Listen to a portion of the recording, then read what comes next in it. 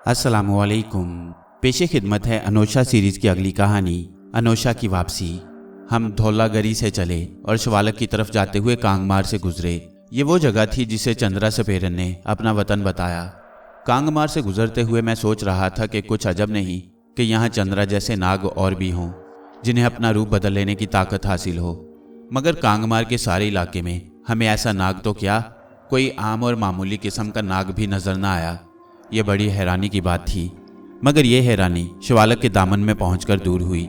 शिवालक के दामन में छोटे से एक चश्मे के पास एक गार में हमने एक ऐसी औरत को देखा जो नागों की रानी कहलाती थी।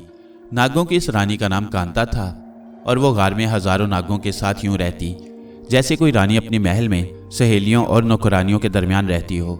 यह औरत इर्द गिर्द के इलाके के तमाम नागों की रानी थी।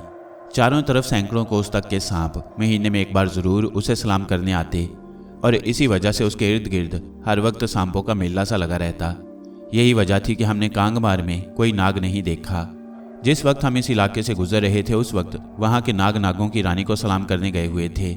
कांता लंबे कद की औरत थी। उसके घने बाल चांदी के तारों की तरह सफ़ेद और चमकदार थे। नाक नक्शा अगरचे अच्छा था, मगर सर से पांव तक तमाम बदन की रंगत खौफनाक हद तक स्याह थी। इस स्याही में भी दहकती हुई आग की सी सुर्खी की झलक दिखाई देती। उसकी बड़ी बड़ी आंखें अंगारों की तरह लाल थीं। इस हुलिये के साथ उसके बदन से लिपटे हुए नाग उसे कुछ और डरावना बना रहे थे, मगर अपना ये रूप नागों की रानी ने खुद नहीं बनाया था। उसके इस रूप के पीछे एक हैरत अंगेज दास्तान पोशीदा थी, और ये दास्तान उस वक्त से शुरू होती थी जब कांता के बाप ने उसे शील शरंगन की पहाड़ी पर नागेश महाराज के सुपुर्द किया। वो मानसरोवर के राजा की इकलौती बेटी थी और इतनी खूबसूरत के चांद भी उसे देखकर शर्माता। राजा ने तरबियत के लिए उसे नागेश महाराज के पास छोड़ दिया। शील शरंगन की पहाड़ी पर जिन दिनों सारंग बाबा अपने गुरु की टहल सेवा किया करते थे, उन दिनों कांता भी वहीं हुआ करती। उसके बाप ने तो उसे नागेश महाराज के पास इसलिए छोड़ा कि वो उनके पास रहकर कुछ बन जाए, मगर उसकी तबीयत पूजा पाठ की तरफ आती ही नहीं थी। वो तो फूल चुन चुन कर अपने लिए हार और गजरे बनाती रहती, या नागेश महाराज के पालतू हिरन के साथ मासूम बच्ची की तरह खेलती फिरा करती। नागेश महाराज चाहते तो अपने इल्म के जोर से ज़बरदस्ती उसका ध्यान पूजा पाठ की तरफ लगा सकते थे, मगर वो ये चाहते थे कि कांता खुद अपनी मर्जी से इस रास्ते पर आए। वैसे भी उन्होंने उसे अपनी मुंह बोली बेटी बना रखा था, इसलिए वो उसके मामले में ज़बरदस्ती नहीं करना चाहते थे। मगर कांता का मामला ही और था। वह पूजा पाठ की तरफ आने की बजाय उससे दूर होती गई। फिर जब शील शरंगन की पहाड़ी पर कुछ शरारती लोग ऐसे आ गए जो नागेश महाराज के ज्ञान ध्यान में गड़बड़ डालने की कोशिश करते, तो सारंग बाबा ने अपने गुरु को खुश करने की खातिर उन लोगों से कई लड़ाइयाँ लड़ी। एक मुकाबले में उन लोगों ने सारंग बाबा को जान से मार डाला और उनकी लाश जलाकर उसकी राख पानी में घोली और नागेश महाराज के पालतू हिरन को पिला दी। नागेश महाराज ने सारंग बाबा को गायब पाकर अपने इल्म के जोर से मालूम कर लिया कि सारंग बाबा उनके पालतू हिरन के पेट में हैं। उन्होंने मंत्र पढ़ा तो सारंग बाबा हिरन के पेट में जिंदा होकर बोल पड़े। नागेश महाराज ने हिरन का पेट चाक करके उन्हें बाहर निकाला और कुछ पढ़कर मुर्दा हिरन को उन शरारती लोगों की तरफ फेंक दिया, जिससे वो लोग वहां से हमेशा के लिए गायब हो गए। ये सारा माजरा कांता की आंखों के सामने हुआ और नागेश महाराज को अपने पालतू हिरन की जुदाई का बड़ा दुख था। ख्याल था कि और कुछ नहीं तो नागेश महाराज को खुश करने की खातिर ही कांता पूजा पाठ करने लगेगी, मगर हुआ ये कि वो पहले से भी कहीं ज़्यादा इस तरफ से गाफिल रहने लगी। आखिर एक रोज़ नागेश महाराज ने कांता को अपने पास बुलाया और कहने लगे, कांता बेटी, मैंने बड़ी कोशिश की कि तो कुछ बन जाए और मुझे अपने दोस्त से शर्मिंदा ना होना पड़े, मगर शायद तेरी किस्मत में यही लिखा है कि तकलीफ और दुख उठाए बगैर तुझे कुछ हासिल नहीं हो सकेगा। जा, आज से तू यहाँ नहीं शिवालक के दामन में रहेगी। जिस रूप पर तुझे इतना घुमंड है वो तुझसे छिन जाएगा। तू नाग खाएगी और नाग तुझे खाएंगे। देखने वालों को तुझसे खौफ आएगा और तू उस वक्त तक इस हाल में रहेगी जब तक सारंग यहाँ से पश्चिम की तरफ जाकर पूरब की तरफ से होता हुआ तेरे पास नहीं आता। जा, यहाँ से चली जा। और ये अल्फाज कहते हुए नागेश महाराज ने हवा के झोंके की तरह कांता को शील शरंगन की पहाड़ी से उठाकर शिवालक के दामन में चश्मे के पास गार में पहुंचा दिया। वह धम से चश्मे के पास आकर गिरी और बेहोश हो गई। जब उसे होश आया तो चश्मे की तरफ गई, मगर चश्मे के पानी में अपना अक्स देखकर उसकी चीख निकल गई। उसकी गोरी चिट्टी और दूध में नहाई हुई रंगत स्याह पड़ गई। उसके घने स्याह लंबे लंबे बाल चांदी के तारों की तरह सफ़ेद हो गए, और वो जो शील शरंगन की पहाड़ी पर अपने ही ध्यान में मगन रहने की वजह से पूजा पाठ से दूर रहती थी, रूप स्वरूप के छिनते ही अपने आप इस राह पर आ गई। उसका सारा वक्त पूजा पाठ में बसर होने लगा। फिर अमावस की रात आई और चारों तरफ से नाग आ आकर उसके जिस्म से लिपटने और डसने लगे, और फिर होते होते यही नाग उसकी जिंदगी बन गए। उनका जहर कांता की खुराक बन गया। नागों के जहर ने उसे सैकड़ों कोस तक की नागों की रानी बना दिया।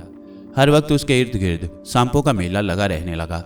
नागों का जहर कांता की खुराक बन चुका था, मगर इसके बावजूद अमावस की रात और उसके बाद की 2-3 अंधेरी रातों में उसकी जान पर जो बीतती थी वो कुछ वही जानती थी।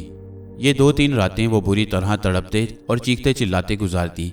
उसके बदन पर सैकड़ों बल्कि हजारों छोटे छोटे छाले पड़ जाते, और जब उसके तड़पने से ये छाले टूटते तो उसका जिस्म ऐसा गलीज और बदबूदार हो जाता कि देखने वाले को घिन आती। मगर आसमान पर नया चांद नजर आने के साथ उसका जिस्म जगमोहन ऋषि की तरह कैंचली नहीं बदलता था। जगमोहन ऋषि तो आसमान पर नया चांद नजर आने के साथ जब अपनी कुटिया के दरवाजे पर आता तो उसका चेहरा ऐसे कुंदन की तरह दमकता नजर आता जो ताज़ा ताज़ा भट्टी से निकला हो। मगर कांता का मामला उससे मुख्तलिफ था। हर नए चांद के साथ उसके जिस्म की रंगत पहले से ज़्यादा स्याह हो जाती, और इस स्याही में दहकती हुई आग की सुर्खी की झलक पहले से बढ़ जाती। कांता को अपनी इस हालत पर कोई दुख नहीं था। वो अगरचे अपनी ज़ाहरी खूबसूरती से महरूम हो चुकी थी, मगर पूजा पाठ ने उसके दिल को बड़ा सुकून बख्शा। सारे महीने वो पूजा पाठ में मसरूफ़ रहती और फिर अमावस की अंधेरी रात को आने वाले नागों का यूं इंतज़ार करती जैसे कोई अपने मेहमानों का इंतज़ार करता है। मगर इसके बावजूद उसे नागेश महाराज के कहे हुए अल्फाज अच्छी तरह याद थे। उन्होंने कहा था, तो उस वक्त तक इस हाल में रहेगी जब तक सारंग यहाँ से पश्चिम की तरफ जाकर पूरब की तरफ से होता हुआ तेरे पास नहीं आता। इसीलिए उसे सारंग का इंतज़ार था। आखिर सारंग बाबा अनोशा रोशा के साथ पूरब की तरफ से होते हुए शिवालक के दामन में उस चश्मे के पास जा पहुंचे, जिसके किनारे कांटा खड़ी ना जाने कब से नागेश महाराज की कही हुई बात के पूरा होने का इंतजार कर रही थी। उस वक्त का सारंग अब सारंग बाबा था, और उस वक्त की खूबसूरत कांता अब एक खौफनाक स्याह चेहरे वाली कांता थी। इसके बावजूद उन्होंने फौरन ही एक दूसरे को पहचान लिया। सारंग, ये तुम हो? कांता, ये मैं तुम्हें देख रहा हूँ। कांता की नज़रों में हैरानी थी। खासी देर तक वो हैरत भरी निगाहों से सारंग बाबा की तरफ देखती रही, और फिर उसने मेरी और ओशा की तरफ देखा। ये कौन है? अपने ही बच्चे हैं, सारंग बाबा बोले। ये अनोशा है और मैं शीशनाग की बेटी हूँ, ओशा ने तेजी से कहा। पुष्कलावती के शीशनाग की बेटी? मेरा नाम ओशा है। शीशनाग की बेटी? कांता ने आहिस्ता सी अल्फाज दोहराते हुए ओशा को सर से पांव तक देखा। सूरज शक्ल से भी तू शीशनाग की बेटी ही लगती है। ये बता, नागों की रानी के लिए क्या तोहफा लाई है? वो तोहफा मेरे पास है, सारंग बाबा बोले। तो लाओ, इंतजार क्यों करा रहे हो? कांता बोली। इसी के लिए तो मैंने एक एक दिन गिनकर बिताया है। सारंग बाबा ने अपने थैले से वो पोटली निकाली जिसमें कांगमार की नागिन की राख थी, और कांता की तरफ बढ़ा दी। कांता ने पोटली खोली, राख को पानी में घोला और एकदम से उसे अपने हलक में उंडेल लिया। दूसरे ही लम्हे कांता का सारा जिस्म लकड़ी की तरह जल उठा, और वो अपने जलते हुए जिस्म के साथ ही चश्मे में कूद गई। जैसे ही उसने चश्मे में छलांग लगाई, सारंग बाबा ने मुझे इशारा किया और मैंने बीन बजानी शुरू कर दी। ये महाताली की धुन थी। कांता के चश्मे में छलांग लगाते ही पानी में आग सी लग गई।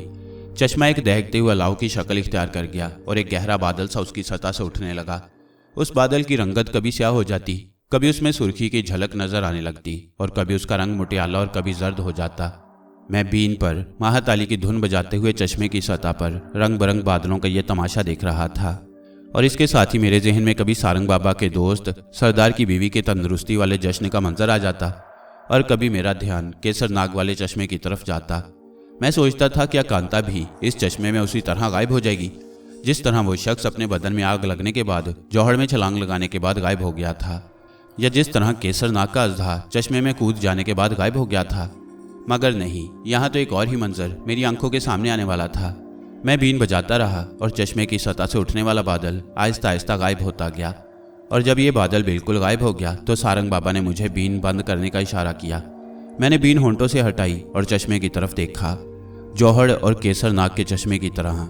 ये चश्मा खुश्क नहीं हुआ था, ना इसका पानी भाप बनकर उड़ा और ना कांता गायब हुई। वह चश्मे के पानी की सतह पर तैर रही थी और फिर वो चश्मे से निकलकर हमारी तरफ आई। मुझे यूं लगा जैसे मैं ख्वाब देख रहा हूँ। ये वो कांता नहीं थी जिसने चश्मे में छलांग लगाई थी। उसके सर से पांव तक तमाम बदन की रंगत स्याह थी और उसके घने बाल चांदी के तारों की तरह सफ़ेद। मगर ये कांता जो चश्मे से बाहर आई, उसकी रंगत गोरी चिट्टी और दूध में नहाई हुई थी, और इस उजली उजली रंगत पर उसके घने स्याह बाल काले काले नागों की तरह कमर तक लहरा रहे थे। कांता ने चश्मे से बाहर आते ही सारंग बाबा के पांव छुए फिर दोनों हाथ जोड़कर कहने लगी, सारंग बाबा, तुम्हारी मेहरबानी से आज नागेश महाराज का कहा पूरा हुआ। नागों की रानी को उसका असल रंग रूप वापस मिल गया। अब एक मेहरबानी और करो, मुझे अपने साथ नागेश महाराज की खिदमत में ले चलो। शायद वो मेरा पिछला कसूर बख्श कर मुझे अपने कदमों में जगह दे दे। शायद इस तरह मैं उनकी खिदमत कर सकूं और यूं मेरी पहली गलतियों के दाग धुल जाएं। सारंग बाबा को क्या उज़र हो सकता था। हम नागों की रानी कांता के साथ शीलशरंगन की पहाड़ी की तरफ रवाना हुए। मैं सोच रहा था कि वहां जाकर हम नागेश महाराज की खिदमत में नजराने और तोहफे के तौर पर क्या पेश करेंगे। मैंने सारंग बाबा से बात की तो वह मुस्कुराते हुए बोले, कांता, अनोशा और ओशा से अच्छा तोहफा क्या हो सकता है, मगर हमें कोई नजराना भी तो पेश करना चाहिए उन्हें। मैंने कहा, तो फिर तुम्हारा क्या ख्याल है। मैंने कुछ सोचा। पहले भी मैं इस बारे में सोच ही रहा था। यकायक जैसे मेरे दिमाग में एक लहर सी दौड़ गई। मैंने कहा, बाबा जी, केसर नाग के हीरों के बारे में क्या ख्याल है। क्यों ना हम वो हीरे ले आएं और नागेश महाराज की खिदमत में पेश कर दें। सारंग बाबा मुस्कुराते हुए कहने लगे, तुम चाहो तो ऐसा कर सकते हो। जाओ और वो हीरे ले आओ, हम यहीं तुम्हारा इंतजार करेंगे। उस वक्त दोपहर का वक्त था और हम एक जंगल के पास से गुजर रहे थे। सारंग बाबा, कांता और ओशा वहीं ठहर गए और मैं आंख झपकने में केसर नाग के जंगल में जा पहुंचा। उसी जंगल में चौथी पहाड़ी के करीब वो चश्मा था जिसका पानी कुछ दूर तक बल खाते हुए बहने के बाद केसर नाग के जंगल के घने दरख्तों में गायब हो जाता था। उस चश्मे से जरा फासले पर वो पुरस्कार और खौफनाक गार था जिसमें नागों के नाग केसर नाग का बसेरा था और जहां से वो हर महीने की 14वीं रात को अपने अजदे पर सवार होकर जंगल की सैर करने के लिए आता। इस सैर के दौरान जो भी जानदार इंसान या हैवान उसके नज़दीक आता वो उसकी तेज़ खुशबू से बेहोश हो जाता और फिर अजदे का लुकमा बन जाता। केसर नाग के जंगल में जगह जगह ऐसे इंसानों और हैवानों की हड्डियों के पिंजर बिखरे पड़े थे, मगर ये सब पुरानी बातें थी। केसर नाग को काबू में करने के बाद सारंग बाबा ने उसे खींचकर 2 टुकड़े कर दिया। एक टुकड़ा वो खुद कचर कचर चबा गए और दूसरा उन्होंने ज़बरदस्ती मेरे हलक से नीचे उतार दिया। ये उसी का असर था कि सारंग बाबा और मैं पल भर में केसर नाग के जंगल में उस जौहड़ के पास पहुंच गए थे जहां से हमें सफ़ेद और सुरख हीरे मिले। और ये उसी का असर था कि मैं आंख झपकते में शिवालक के दामन से केसर नाग के जंगल में आ पहुंचा। मैंने अपने सामने निगाह की। चश्मा तो शायद उसी वक्त खुश्क हो गया था जब केसर नाग की सवारी के अजदे ने अपने जलते हुए जिस्म के साथ उसमें छलांग लगाई। अब वहाँ एक बड़ा सा गड्ढा दिखाई दे रहा था। मैं उस गड्ढे में उतर गया। मुझे यूं लगा जैसे केसर नाग की सवारी का अजदा गड्ढे की तह में कुंडली मारे बैठा है। वाकई वो गड्ढे की तह में मौजूद था, मगर ये जीता जागता अजदा नहीं, पत्थर का अजदा था। चश्मे के पानी और कीचड़ के साथ मिलकर उसका जिस्म पत्थर हो गया।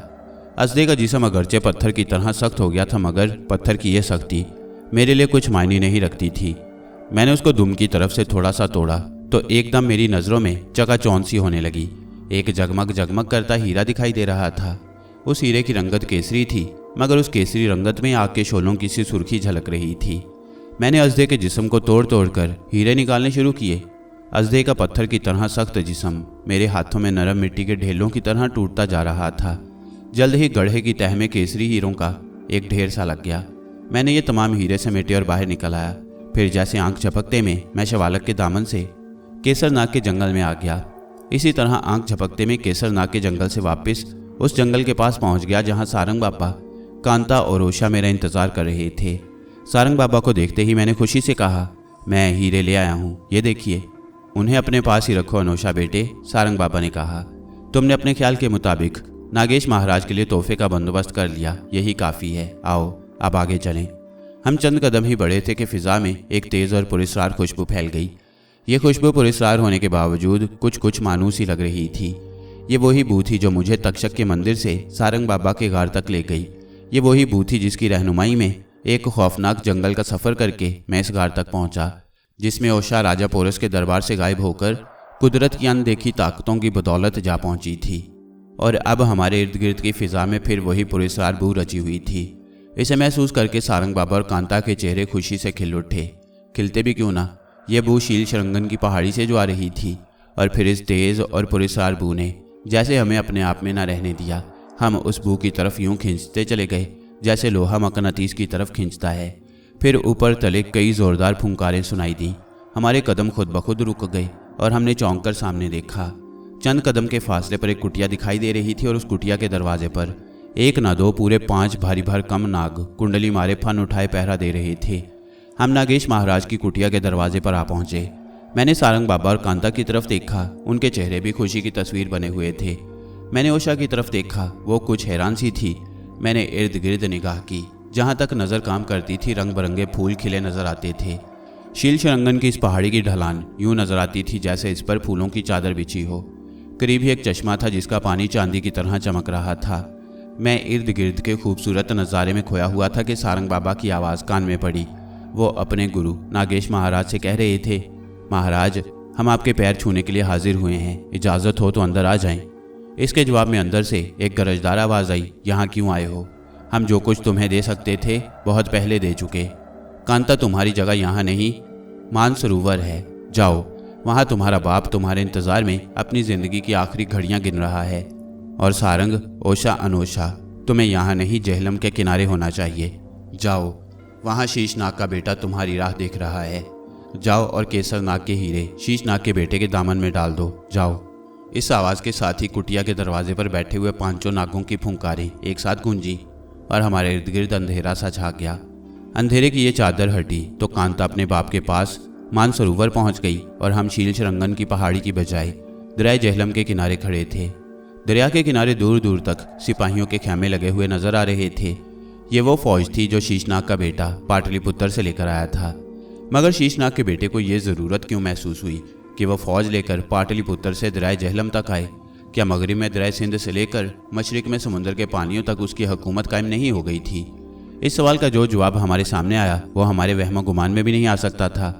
हम समझते थे कि सिकंदर के मर जाने के बाद इस धरती को हमेशा हमेशा के लिए अमन और चैन की ज़िंदगी नसीब हो जाएगी।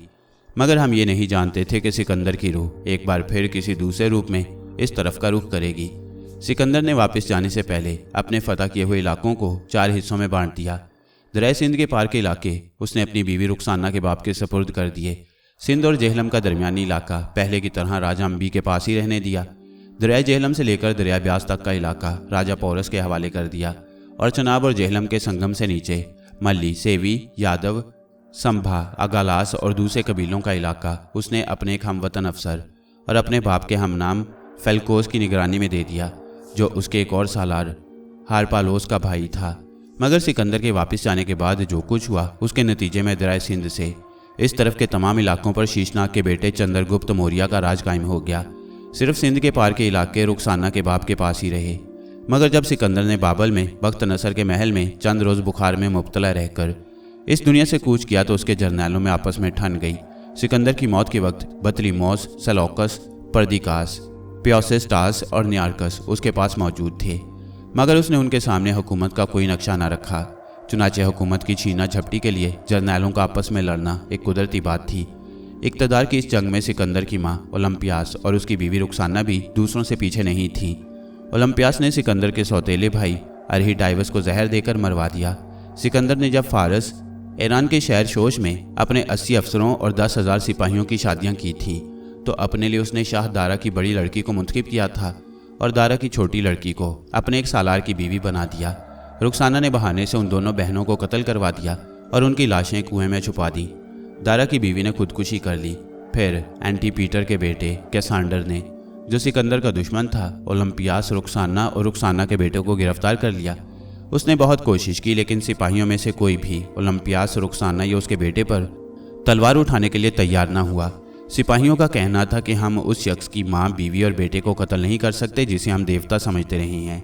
इस पर कैसांडर ने खुद ओलंपियास, रुखसाना और उसके बेटे के हाथ पांव बांधे और उन्हें डबोकर मार डाला और यूं मकदूनिया के शाही खानदान का खात्मा हो गया। इसके बाद सिकंदर के फतह किए हुए इलाकों के हिस्से बखरे हो जाना कुदरती बात थी। बतलीमोस ने मिस्र का इलाका संभाला और वहाँ बतलीमोसी खानदान की बुनियाद रखी। मकदूनिया और एशियाई कूचक के इलाके एंटीगोनस ने संभाल लिए और बाबल से मशरिक की तरफ दरिया सिंध तक के इलाके पर सेलौकस ने अपनी हुकूमत कायम कर ली। जर्नैलों की इस छीना झपटी में सेलौकस का पल्ला बाकी सब पर भारी रहा। उसने जिन इलाकों पर अपनी हुकूमत कायम की थी वो दूसरे जर्नैलों के मुकाबले में कहीं ज़्यादा वसी थे। वो अपने आका सिकंदर की तरह ही जोशीला और हौसलामंद था। जब उसके कदम अच्छी तरह जम गए तो उसने अपने आका सिकंदर के नक्शे कदम पर चलने की सोची। वह चाहता था कि जिस तरह सिकंदर मैदान पर मैदान मारता और किलों पर किले फतह करता, दरियाए ब्यास तक पहुंच गया था, उसी तरह वो भी अपने फतह के झंडे गाड़ता ब्यास तक पहुंचे, बल्कि उससे भी आगे निकल जाए। मगर उसे यह ख्याल न था कि दरिया सिंध और ब्यास का दरमियानी इलाका सिकंदर के वक्त की तरह पौरस, अम्बी, सौभौती, काथी और दूसरे छोटे छोटे राजाओं की धरती नहीं है जो आपस में लड़ते रहते थे और सिकंदर एक एक करके उन्हें फतह करता गया। अब इस इलाके की हालत ही और थी। अब वो छोटी छोटी रियासतों में बटा हुआ नहीं था, बल्कि एक ऐसी सल्तनत का हिस्सा था जो दरिया सिंध से मशरकी समुद्र के पानियों तक फैली हुई थी। और इस सल्तनत की बागडोर शीशनाग के बेटे चंद्रगुप्त मौर्य के हाथों में थी। चुनाचे सेलौकस ने जब अपनी फौज के साथ दरिया सिंध पार करके मशरिक की तरफ पेशकदमी की तो उसे टेक्सला ही में मालूम हो गया कि अब वहाँ कोई अम्बी नहीं है जो किसी पौरस से बदला लेने की खातिर सिकंदर की तरह उसका इस्तकबाल कर सके। अब वहाँ अम्बी नहीं चंद्रगुप्त की हुकूमत थी और उसकी तरफ से राजा परवातक का बेटा टेक्सला का हाकिम। उसने ना तो 700 सवारों का दस्ता सेलौकस के इस्तकबाल के लिए भेजा और ना रेशमी झूलों वाले 30 हाथी और ना चांदी के तोड़ों से लदी हुई बैलगाड़ियाँ और दूसरे बेशुमार कीमती तोहफे। इसके बजाय वो अपनी फौज के साथ सेलौकस के मुकाबले पर आया, मगर टेक्सला की फौज सेलौकस का मुकाबला करने के काबिल न थी। राजा परवातक के बेटे ने शिकस्त खाई और सेलौकस टेक्सला की ईंट से ईंट बजाने के बाद आगे बढ़ता गया। जासूसों ने सेलौकस के हमले की खबर पाटलिपुत्र पहुंचाई तो शीशनाग का बेटा चंद्रगुप्त मौर्य एक भारी फौज लेकर बिजली की सी तेजी के साथ पाटलिपुत्र से चला और सेलौकस को जेहलम के किनारे पर रोक दिया। ऐन उसी जगह जहां राजा पोरस सेलौकस के आका सिकंदर के मुकाबले में डटकर खड़ा हो गया था। तारीख एक बार फिर अपने आप को दोहरा रही थी। दरिया जेहलम के इस पार जहां कभी सिकंदर की फौज थी, अब वहां सेलौकस की फौज डेरे डाले पड़ी थी। और दरिया के इस पार जहां कभी राजा पोरस की फौज का पड़ाव था, अब चंद्रगुप्त मौर्य की फौज के खेमे लगे हुए थे। उस वक्त मुकाबला सिकंदर और पोरस के दरमियान था और अब सेलौकस और चंद्रगुप्त के दरमियान। मगर जैसे सेलौकस सिकंदर नहीं था, उसी तरह चंद्रगुप्त भी पोरस नहीं था। उस वक्त सिकंदर के मुकाबले में वो पोरस था जिसके नज़दीक गिरे हुए दुश्मन पर वार करना बहादुरी के खिलाफ था और जिसे यूनानियों की लड़ाई के तरीकों से कोई वाकफियत न थी। मगर अब सेलौकस के मुकाबले पर वो चंद्रगुप्त था जिसने सिकंदर की आंखें देखी थी और जिसने यूनानियों के दाव पेच यूनानियों के खिलाफ ही आजमा कर उन्हें सिंध और ब्यास तक के दरमियानी इलाके से निकाल बाहर किया। यही दाव पेच उसने नंद खानदान के सुधानंद और उसके बेटों के खिलाफ आजमा कर मगध की गद्दी अपने कब्जे में की। सिकंदर के सालारों और जर्नैलों में सेलौकस वाहिद शख्स था जिसने हाथियों में सबसे ज़्यादा दिलचस्पी जाहिर की और टेक्सला में राजा अम्बी के हाथियों के करतब देखने के बाद सिकंदर को यह मशवरा दिया था कि हाथियों का एक रेवड़ पाल लेना चाहिए। सेलौकस बहुत लंबा तगड़ा था। उसकी जिस्मानी ताकत ऐसी थी कि बैल को सींगों से पकड़कर उसकी गर्दन मरोड़ देता। चुनाचे सिकंदर ने जब हाथियों के एक गले का शिकार किया तो वह तमाम हाथी सेलौकस की निगरानी में दे दिए ताकि वह उन्हें सुधारने का बंदोबस्त करे। और अब सेलौकस अपने आका सिकंदर के नक्शे कदम पर चलते हुए दरिया सिंध पार करके मशरिक की तरफ बढ़ा तो उसी चंद्रगुप्त ने जेहलम के किनारे उसका रास्ता रोक लिया, इसलिए कि अब वो गुमनाम और बेवतन चंद्रगुप्त न था। वो चंद्रगुप्त था जिसने अपनी होशियारी, दानाई और बहादुरी से नंद खानदान की ताकतवर सल्तनत पर कब्जा कर लिया। हालात की इन तब्दीलियों के बावजूद सेलौकस की हाथियों से दिलचस्पी खत्म नहीं हुई बल्कि और बढ़ गई। सिकंदर के वक्त जो हाथी सुधाए गए थे वो सारे के सारे अब उसकी फौज में शामिल थे और वह उनकी तादाद को बढ़ाने की बराबर कोशिश करता रहता। सिकंदर ने जब फारस में शोश के मुकाम पर पहुंचकर एक बहुत बड़ा जश्न मनाया और अपनी और अपने 80 अफसरों के अलावा 10,000 सिपाहियों की शादियां की थीं, तो सेलौकस की शादी अपामी से की थी जो सिकंदर के एक दलेर दुश्मन सप्तामा की बेटी थी। सिकंदर की मौत के बाद उसके अक्सर अफसरों ने अपनी ईरानी बीवियों को किसी न किसी तरह ठिकाने लगा दिया था, मगर सेलौकस ने ऐसा नहीं किया। उसने न सिर्फ अपामी को अपने साथ रखा बल्कि उसके नाम पर कई शहर आबाद करके उसका नाम अपामिया रखा। और अब के वो मशरिक की तरफ अपने आका सिकंदर की तरह बढ़ा था तो अपामिया भी उसके साथ थी। अपामिया ही नहीं, उसकी बेटी हेलन भी थी और उन दोनों को हाथियों के साथ ऐसी ही दिलचस्पी थी जैसी खुद सेलौकस को। अपामिया से ज़्यादा हेलन को हाथी की सवारी का शौक़ था। वो अपने खास हाथी पर इस शान से सवार होती कि सिकंदर की बीवी रुखसाना भी कभी इस शान से सवार न हुई होगी। सेलौकस अपने लाओ लश्कर के साथ दरिया जेहलम के किनारे डेरे डाले पड़ा रहा और अभी उसने दरिया पार करने के लिए जगह और वक्त के बारे में कोई फैसला नहीं किया था। शायद उसे ये ख्याल ही नहीं आया कि चंद्रगुप्त यूँ आगे बढ़कर उसका रास्ता रोक लेगा। दरिया सिंध से दरिया ब्यास तक सिकंदर को राजा पोरस के अलावा और किसी बड़े दुश्मन से लड़ाई नहीं लड़नी पड़ी और सेलौकस का ख्याल था कि अब तो उसके लिए मैदान साफ ही साफ है। मगर चंद्रगुप्त के सामने आ जाने पर वो कुछ सोचने पर मजबूर हो गया। वो गर्चे सिकंदर के नक्शे कदम पर चलते हुए मशरिक की तरफ बढ़ाया था, मगर उसे अपने पीछे अपनी सल्तनत की मगरबी सिरों की तरफ से इत्मीनान न था। एंटीगोनस जिसने मकदूनिया और एशियाई कूचक के इलाके संभाल लिए थे, ऐसा शख्स ना था कि उन थोड़े से इलाकों पर सब्र कर लेता। वो तो अपने आप को सिकंदर की पूरी सल्तनत का हकदार समझता था। सरहदी इलाकों के मुतल्लिक एंटीगोनस, बतलीमोस और सेलौकस की फौजों के दरमियान छोटी मोटी झड़पें होती रहती थीं, मगर ये कोई इतनी बड़ी बात न थी जिससे सेलौकस परेशान होता। उसे अपने आप पर और अपनी फौजी ताकत पर भरोसा था। तभी तो जर्नैलों की आपस की छीना झपटी में उसका पल्ला सबसे भारी था।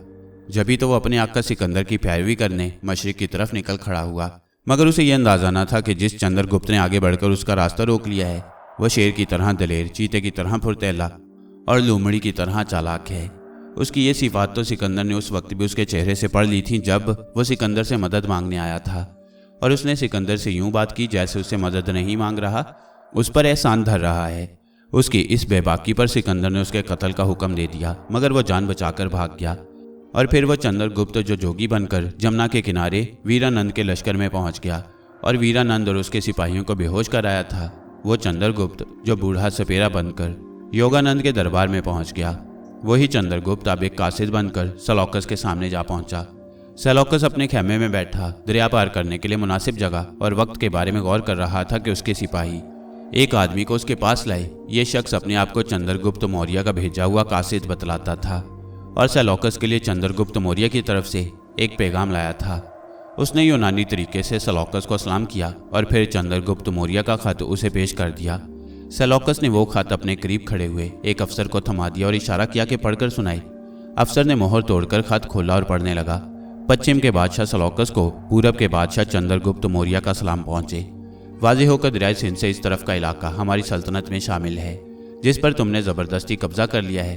तुम्हारी इस कार्रवाई से हमारी रियाया के जानो माल को ज़बरदस्त नुकसान पहुंचा है और इस नुकसान को पूरा करने के लिए तावान अदा करना तुम्हारा फ़र्ज़ है। अगर तुम ये तावान अदा कर दो तो हम तुम्हें सलामती के साथ वापस जाने की इजाज़त दे सकती हैं और तुम्हारे दुश्मनों के खिलाफ तुम्हारी मदद भी कर सकती हैं।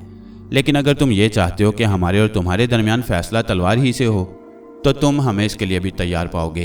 तुम जब चाहो इत्मीनान से दरिया पार करके हमारी तरफ आ सकते हो, और ऐसा करने के लिए तुम्हें सिकंदर की तरह किसी तूफानी रात के अंधेरे का सहारा लेने की ज़रूरत नहीं। लेकिन ऐसा करने से पहले एक बार फिर सोच लेना कि ना तुम सिकंदर हो और ना हम पोरस। खत का मजमून सुनकर सेलौकस का चेहरा गुस्से से तिमतिमा उठा।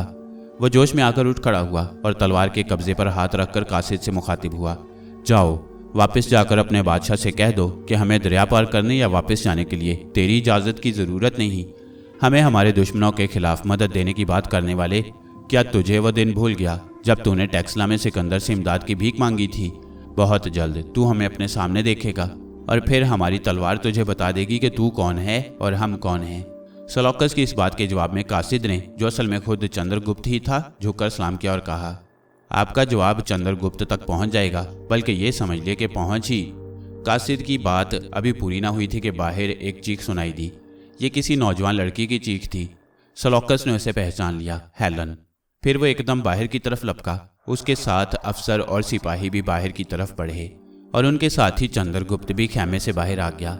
मगर बाहर उन्होंने जो कुछ देखा, इससे उनके कदम जैसे अपने आप रुक गए। खेमों के दरमियान एक मस्त हाथी अंधाधुंध भागा फिर रहा था और उसने हेलन को अपनी सूंड में लपेटकर उठा रखा था, जो उसको देखकर चीख मारने के बाद बेहोश हो गई थी। अफसर और सिपाही घबराए घबराए भागे फिर रहे थे और किसी की समझ में न आता था कि हेलन को बचाने के लिए क्या करें।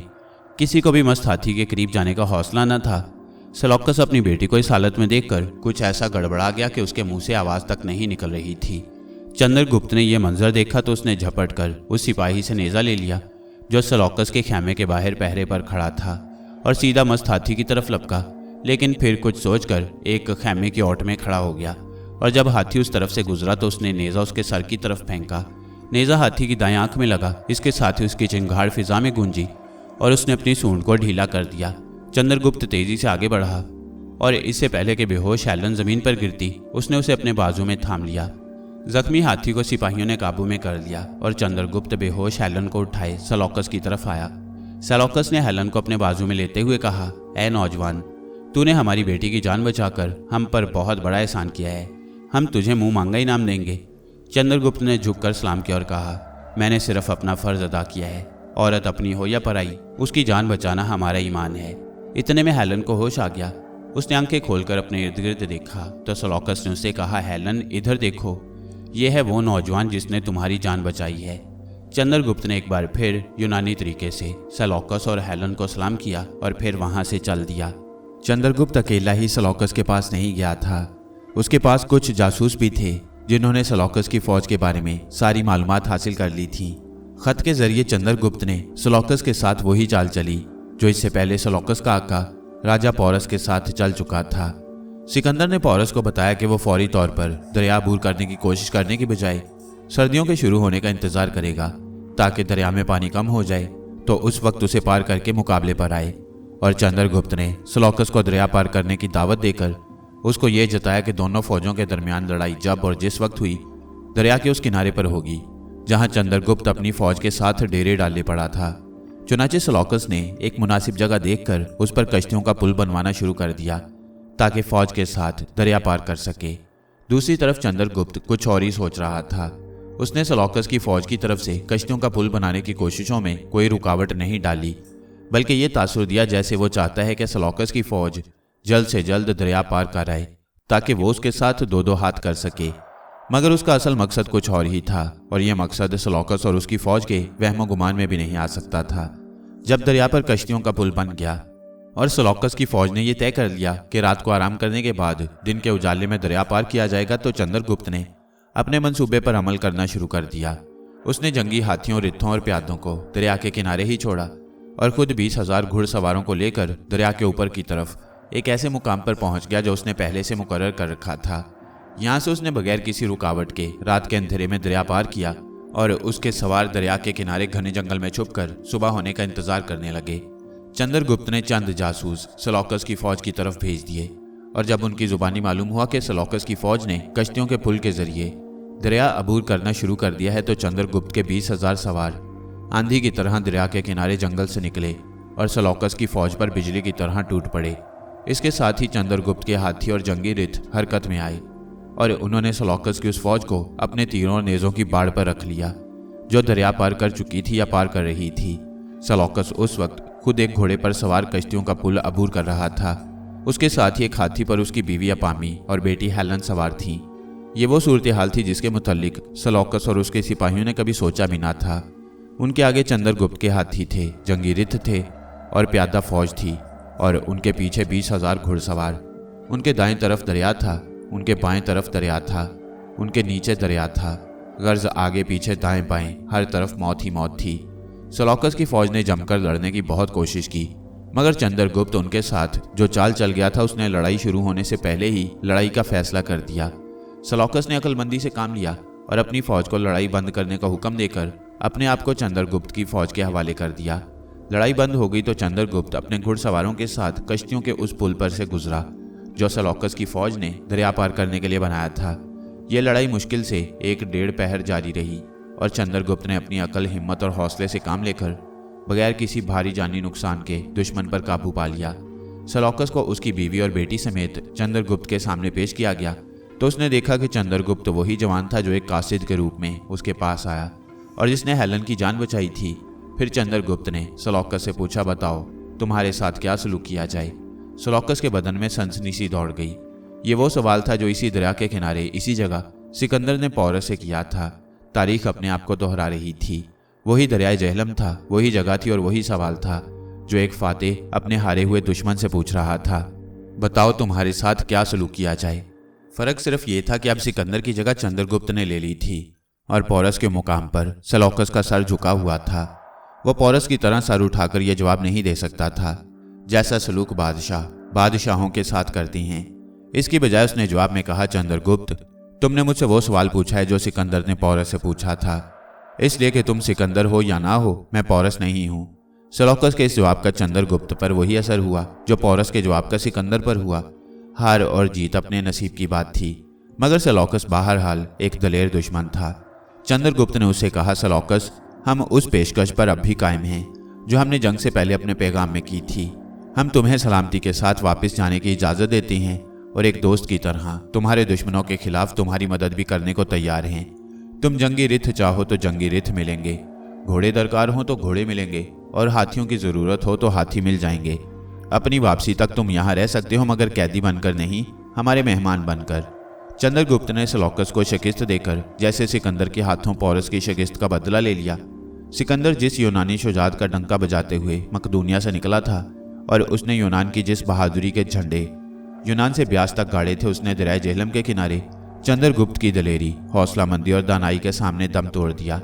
जेहलम का वही किनारा जिसने सिकंदर की फतहमंदी और पोरस की बेबसी का तमाशा देखा था, अब शीशनाग के बेटे चंद्रगुप्त की फतह और सिकंदर के जानशीन सेलौकस की शिकस्त का नजारा कर रहा था। चंद्रगुप्त ने सेलौकस, उसकी बीवी अपामी और बेटी हेलन को उसी महल में ठहराया जो कभी राजा पोरस का महल हुआ करता था। इसी महल में सिकंदर ने क्याम किया था और चंद रोज क्याम करने के बाद अपनी फौज के साथ चनाब, रावी और ब्यास की तरफ बढ़ गया था। कुदरत का यह निहायत ही अजीब इत्तेफाक था कि जिस महल में सेलौकस का आका सिकंदर एक फाते की हैसियत से ठहरा, उसमें सेलौकस को एक हारे हुए दुश्मन की हैसियत से रहना नसीब हुआ। ये और बात थी कि जिस तरह सिकंदर ने हारे हुए पोरस को अपना दोस्त बना लिया था, उसी तरह चंद्रगुप्त ने हारे हुए सेलौकस की शिकस्त के जख्मों पर अपनी दोस्ती का मरहम रख दिया। चंद्रगुप्त के लिए ऐसी दोस्ती के नाम पर जश्न मनाने का इससे अच्छा मौका और कोई नहीं हो सकता था, जिसकी बुनियाद उसकी अपनी फतह और सेलौकस की शिकस्त पर थी। और इसके लिए राजा पोरस के इस महल से बेहतर जगह कोई नहीं हो सकती थी, जहां कभी सेलौकस का आका सिकंदर पोरस के दोस्त की हैसियत से ठहरा था। चंद दिन बाद पोरस के महल के इसी दरबार में यह जश्न हुआ, जहां राजा पोरस ने अपने बेटे अमर की बीवी चंपा के आने की खुशी में जश्न मनाया। दरबार में चंद्रगुप्त एक ऊंचे से तख्त पर बैठा, उसका वजीर चांकिया उसके दाएं हाथ बैठा। चांकिया के साथ ही सारंग बाबा, मैं और ओशा बैठे। चंद्रगुप्त के बाएं हाथ सेलौकस, उसकी बीवी अपामी और बेटी हेलन की निशिस्तें थीं। चंद्रगुप्त के सामने खासी बड़ी जगह दायरे की सूरत में खाली रखी गई। उसके एक तरफ चंद्रगुप्त के दरबारी अफसर और सालार बैठे थे और दूसरी तरफ सेलौकस की फौज के अफसर और सालार। जश्न का आगाज चंद मजहबी रस्मों से हुआ। रस्में अदा हो चुकी तो दो शायर आगे बढ़े। उन्होंने झुककर चंद्रगुप्त को सलाम किया और फिर उसकी शान में चंद शेर पढ़े। मैं सुनते ही चौंक गया। ये शायर वही थे जिन्होंने चंपा के आने की खुशी में होने वाले जश्न में राजा पोरस की शुजात, हिम्मत, हौसले, शान, आन बान और गैरत के साथ साथ उसकी सखावत और दरिया दिली के बड़े खूबसूरत अंदाज में तारीफ की थी। और अब वो राजा पोरस ही के हवाले से चंद्रगुप्त की तारीफ कर रहे थे। चंद्रगुप्त उनके नज़दीक पोरस का एक ऐसा रूप था जिसमें पोरस की तमाम खूबियाँ और तमाम सिफात कई गुना बढ़कर थीं। और सबसे बढ़कर यह कि उसने इस धरती के माथे से शर्मिंदगी का वो दाग धो दिया था जो सिकंदर के हाथों पोरस की शिकस्त की वजह से लगा। ये बड़े प्यारे शेर थे। इनमें उस फतह का जिक्र मौजूद था जो चंद्रगुप्त ने सेलौकस पर हासिल करके सिकंदर और पोरस वाला हिसाब बराबर किया, मगर यह जिक्र ऐसे अंदाज में था कि सेलौकस बुरा न माने। शायरों ने उसकी शिकस्त का जिक्र करने के बावजूद उसका दिल नहीं तोड़ा। शायर शेर पढ़ चुके तो चंद्रगुप्त ने उन्हें कीमती हीरों की 2 मालाएं और सोने के सिक्कों की 2 थैलियां इनाम में दी। शायरों ने झुककर सलाम करते हुए मालाएं और सोने के सिक्कों की थैलियां वसूल की और फिर सलाम करते हुए सामने से हट गए। इसके बाद इस जश्न की दूसरी दिलचस्पियां शुरू हुईं। यह चंद्रगुप्त की जिंदगी की सबसे बड़ी कामयाबी का जश्न था, इसलिए इसमें वो तमाम दिलचस्पियां सिमट आई थी जो हम अब तक मुख्तलिफ जश्नों में देख चुके थे। इस जश्न में सिकंदर के टैक्सला वाले जश्न की तरह सिपाहियों की दौड़ें लगाने और कुश्तियां लड़ने के मुकाबले तो न थे, और ना हमें यहाँ सपेरों के किसी ऐसे मुकाबले की तवक्को थी। अलबत्ता बाकी सब कुछ इस जश्न में जमा कर दिया गया था। बाजीगर भी थे और जादूगर भी, जोगी भी थे और सपेरे भी, नाचने वालों की टोलियां भी थीं और शोबदे दिखाने वालों की मंडलियां भी। सबसे पहले बाजीगर आए और उन्होंने अपने करतब दिखाने शुरू किए। फिर जादूगरों की टोली आई और जादू के चंद शोबदे दिखाए। फिर सपेरे और जोगी आए। एक सपेरे ने अपनी बीन पर सांप के नाच का तमाशा दिखाया, दूसरे ने 2 सांपों की लड़ाई दिखाई, तीसरे ने एक भारी भरकम नाग को अपने जिस्म से लपेटकर कलाबाजियां खाईं। फिर एक नंग धड़ंग जोगी नोकीली कीलों के बिस्तर पर लेट गया और थोड़ी देर बाद उठा तो उसके बदन पर कहीं जरा सा भी निशान न था। इसके बाद एक और जोगी आया और उसने नंगे पांव दहकते हुए कोयलों पर चलकर दिखाया। जोगियों के बाद कुछ शोबदे दिखाने वाले आए और उन्होंने अपने अपने शोबदे दिखाए। वो अपना काम खत्म करके हटे तो नाचने वालों की टोलियां मैदान में आ गईं और अपने अपने फन का कमाल दिखाने लगीं। बाजीगरों, जादूगरों, सपेरों और जोगियों वगैरह को तो शायद यूं ही जमा कर लिया गया था। जश्न में असल जोर नाचने वाली टोलियों पर था। जब टैक्सला में मेरे बाप राजा अम्बी ने चंद्रगुप्त के इस्तकबाल की खातिर जश्न का बंदोबस्त किया था तो उसमें भी नाचने वालों पर ही जोर था और उसने उनकी 15 के करीब टोलियां दूर दूर से मंगवाई थीं। इस जश्न में भी नाचने वालों की टोलियां दूर दूर से आई थीं। हर टोली ने बारी बारी अपने नाच का कमाल दिखाना शुरू किया। एक टोली का नाच खत्म होता तो दूसरी टोली सामने आ जाती, दूसरी टोली अपना नाच खत्म कर चुकती तो तीसरी टोली मैदान में उतर आती। जितनी देर तक उन टोलियों का नाच होता रहा, मेरे करीब बैठी हुई ओशा बेचैनी से पहलू बदलती रही। उसका बेचैनी से पहलू बदलना एक कुदरती बात थी। टेक्सला से लेकर पाटलिपुत्र के राजमहल तक हमने नाचने वाली लड़कियों की कितनी ही टोलियों को देखा। उनमें से कोई भी ओशा के बराबर तो क्या, ओशा के पास अंगमीना थी, मगर ओशा ने जैसे तैसे अपनी बेकरारी पर काबू पाए रखा, इसलिए कि हम इस जश्न में किसी और मकसद के लिए शामिल हुए थे। इस असना में शाम हो चुकी थी। दरिया में हर तरफ मोमी और काफूरी शमें रोशन हो गईं और उनके उजाले से दिन का सा समा पैदा हो गया। नाचने वालों की आखिरी टोली अपना नाच दिखाकर चंद्रगुप्त के सामने से हटी तो चाणक्य अपनी जगह से उठा और चंद्रगुप्त को सलाम करने के बाद कहने लगा, महाराज, अब ओशा, अनोशा और सारंग बाबा आपके सामने पेश होते हैं। वो नागों के नाग केसर नाग की तरफ से आपके लिए एक अनमोल तोहफा लाए हैं। इसके साथ ही चाणक्य ने हमें इशारा किया। मैं, ओशा और सारंग बाबा चंद्रगुप्त के सामने जा खड़े हुए। ओशा ने केसर नाग के हीरों का थाल उठा रखा था, जिस पर केसरी रंग का एक भारी कपड़ा पड़ा हुआ था। सारंग बाबा ने दोनों हाथ चंद्रगुप्त की तरफ बढ़ाकर कहा, शीशनाग के बेटे, तुझे वो दिन अच्छी तरह याद होगा जब तू टेक्सला में सिकंदर से मिलने गया था। उसके चंद रोज बाद जश्न में हमने देवताओं के हुक्म पर शीशनाग के हीरों का तोहफा सिकंदर के दामन में डाला। उस वक्त हमने सिकंदर से कहा था कि ऐ सिकंदर, तू वो है जिसे लोग रहती दुनिया तक याद रखेंगे। तूने वो कुछ किया है जो तुझसे पहले किसी ने नहीं किया। तू वहां पहुंचा है जहां तुझसे पहले कोई नहीं पहुंचा। लेकिन ऐ शीशनाग के बेटे, सिकंदर के साथ साथ लोग रहती दुनिया तक तुझे भी याद रखेंगे। ये महल राजा पोरस का महल है, यह दरबार राजा पोरस का दरबार है। पोरस इस धरती की आबरू था। वो ऐसा राजा था जिसे दुनिया वाले रहती दुनिया तक याद रखेंगे। मगर ऐ शीशनाग के बेटे, दुनिया पोरस के साथ साथ तुझे भी याद रखेगी, इसलिए कि तूने वो काम किया है जो पोरस से नहीं हो सका। उस वक्त इस धरती का सर शर्म से झुक गया था।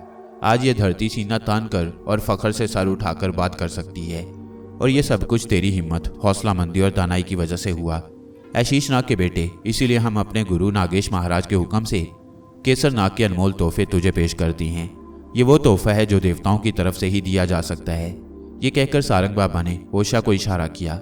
ओशा ने आगे बढ़कर हीरों का थाल चंद्रगुप्त की तरफ बढ़ा दिया।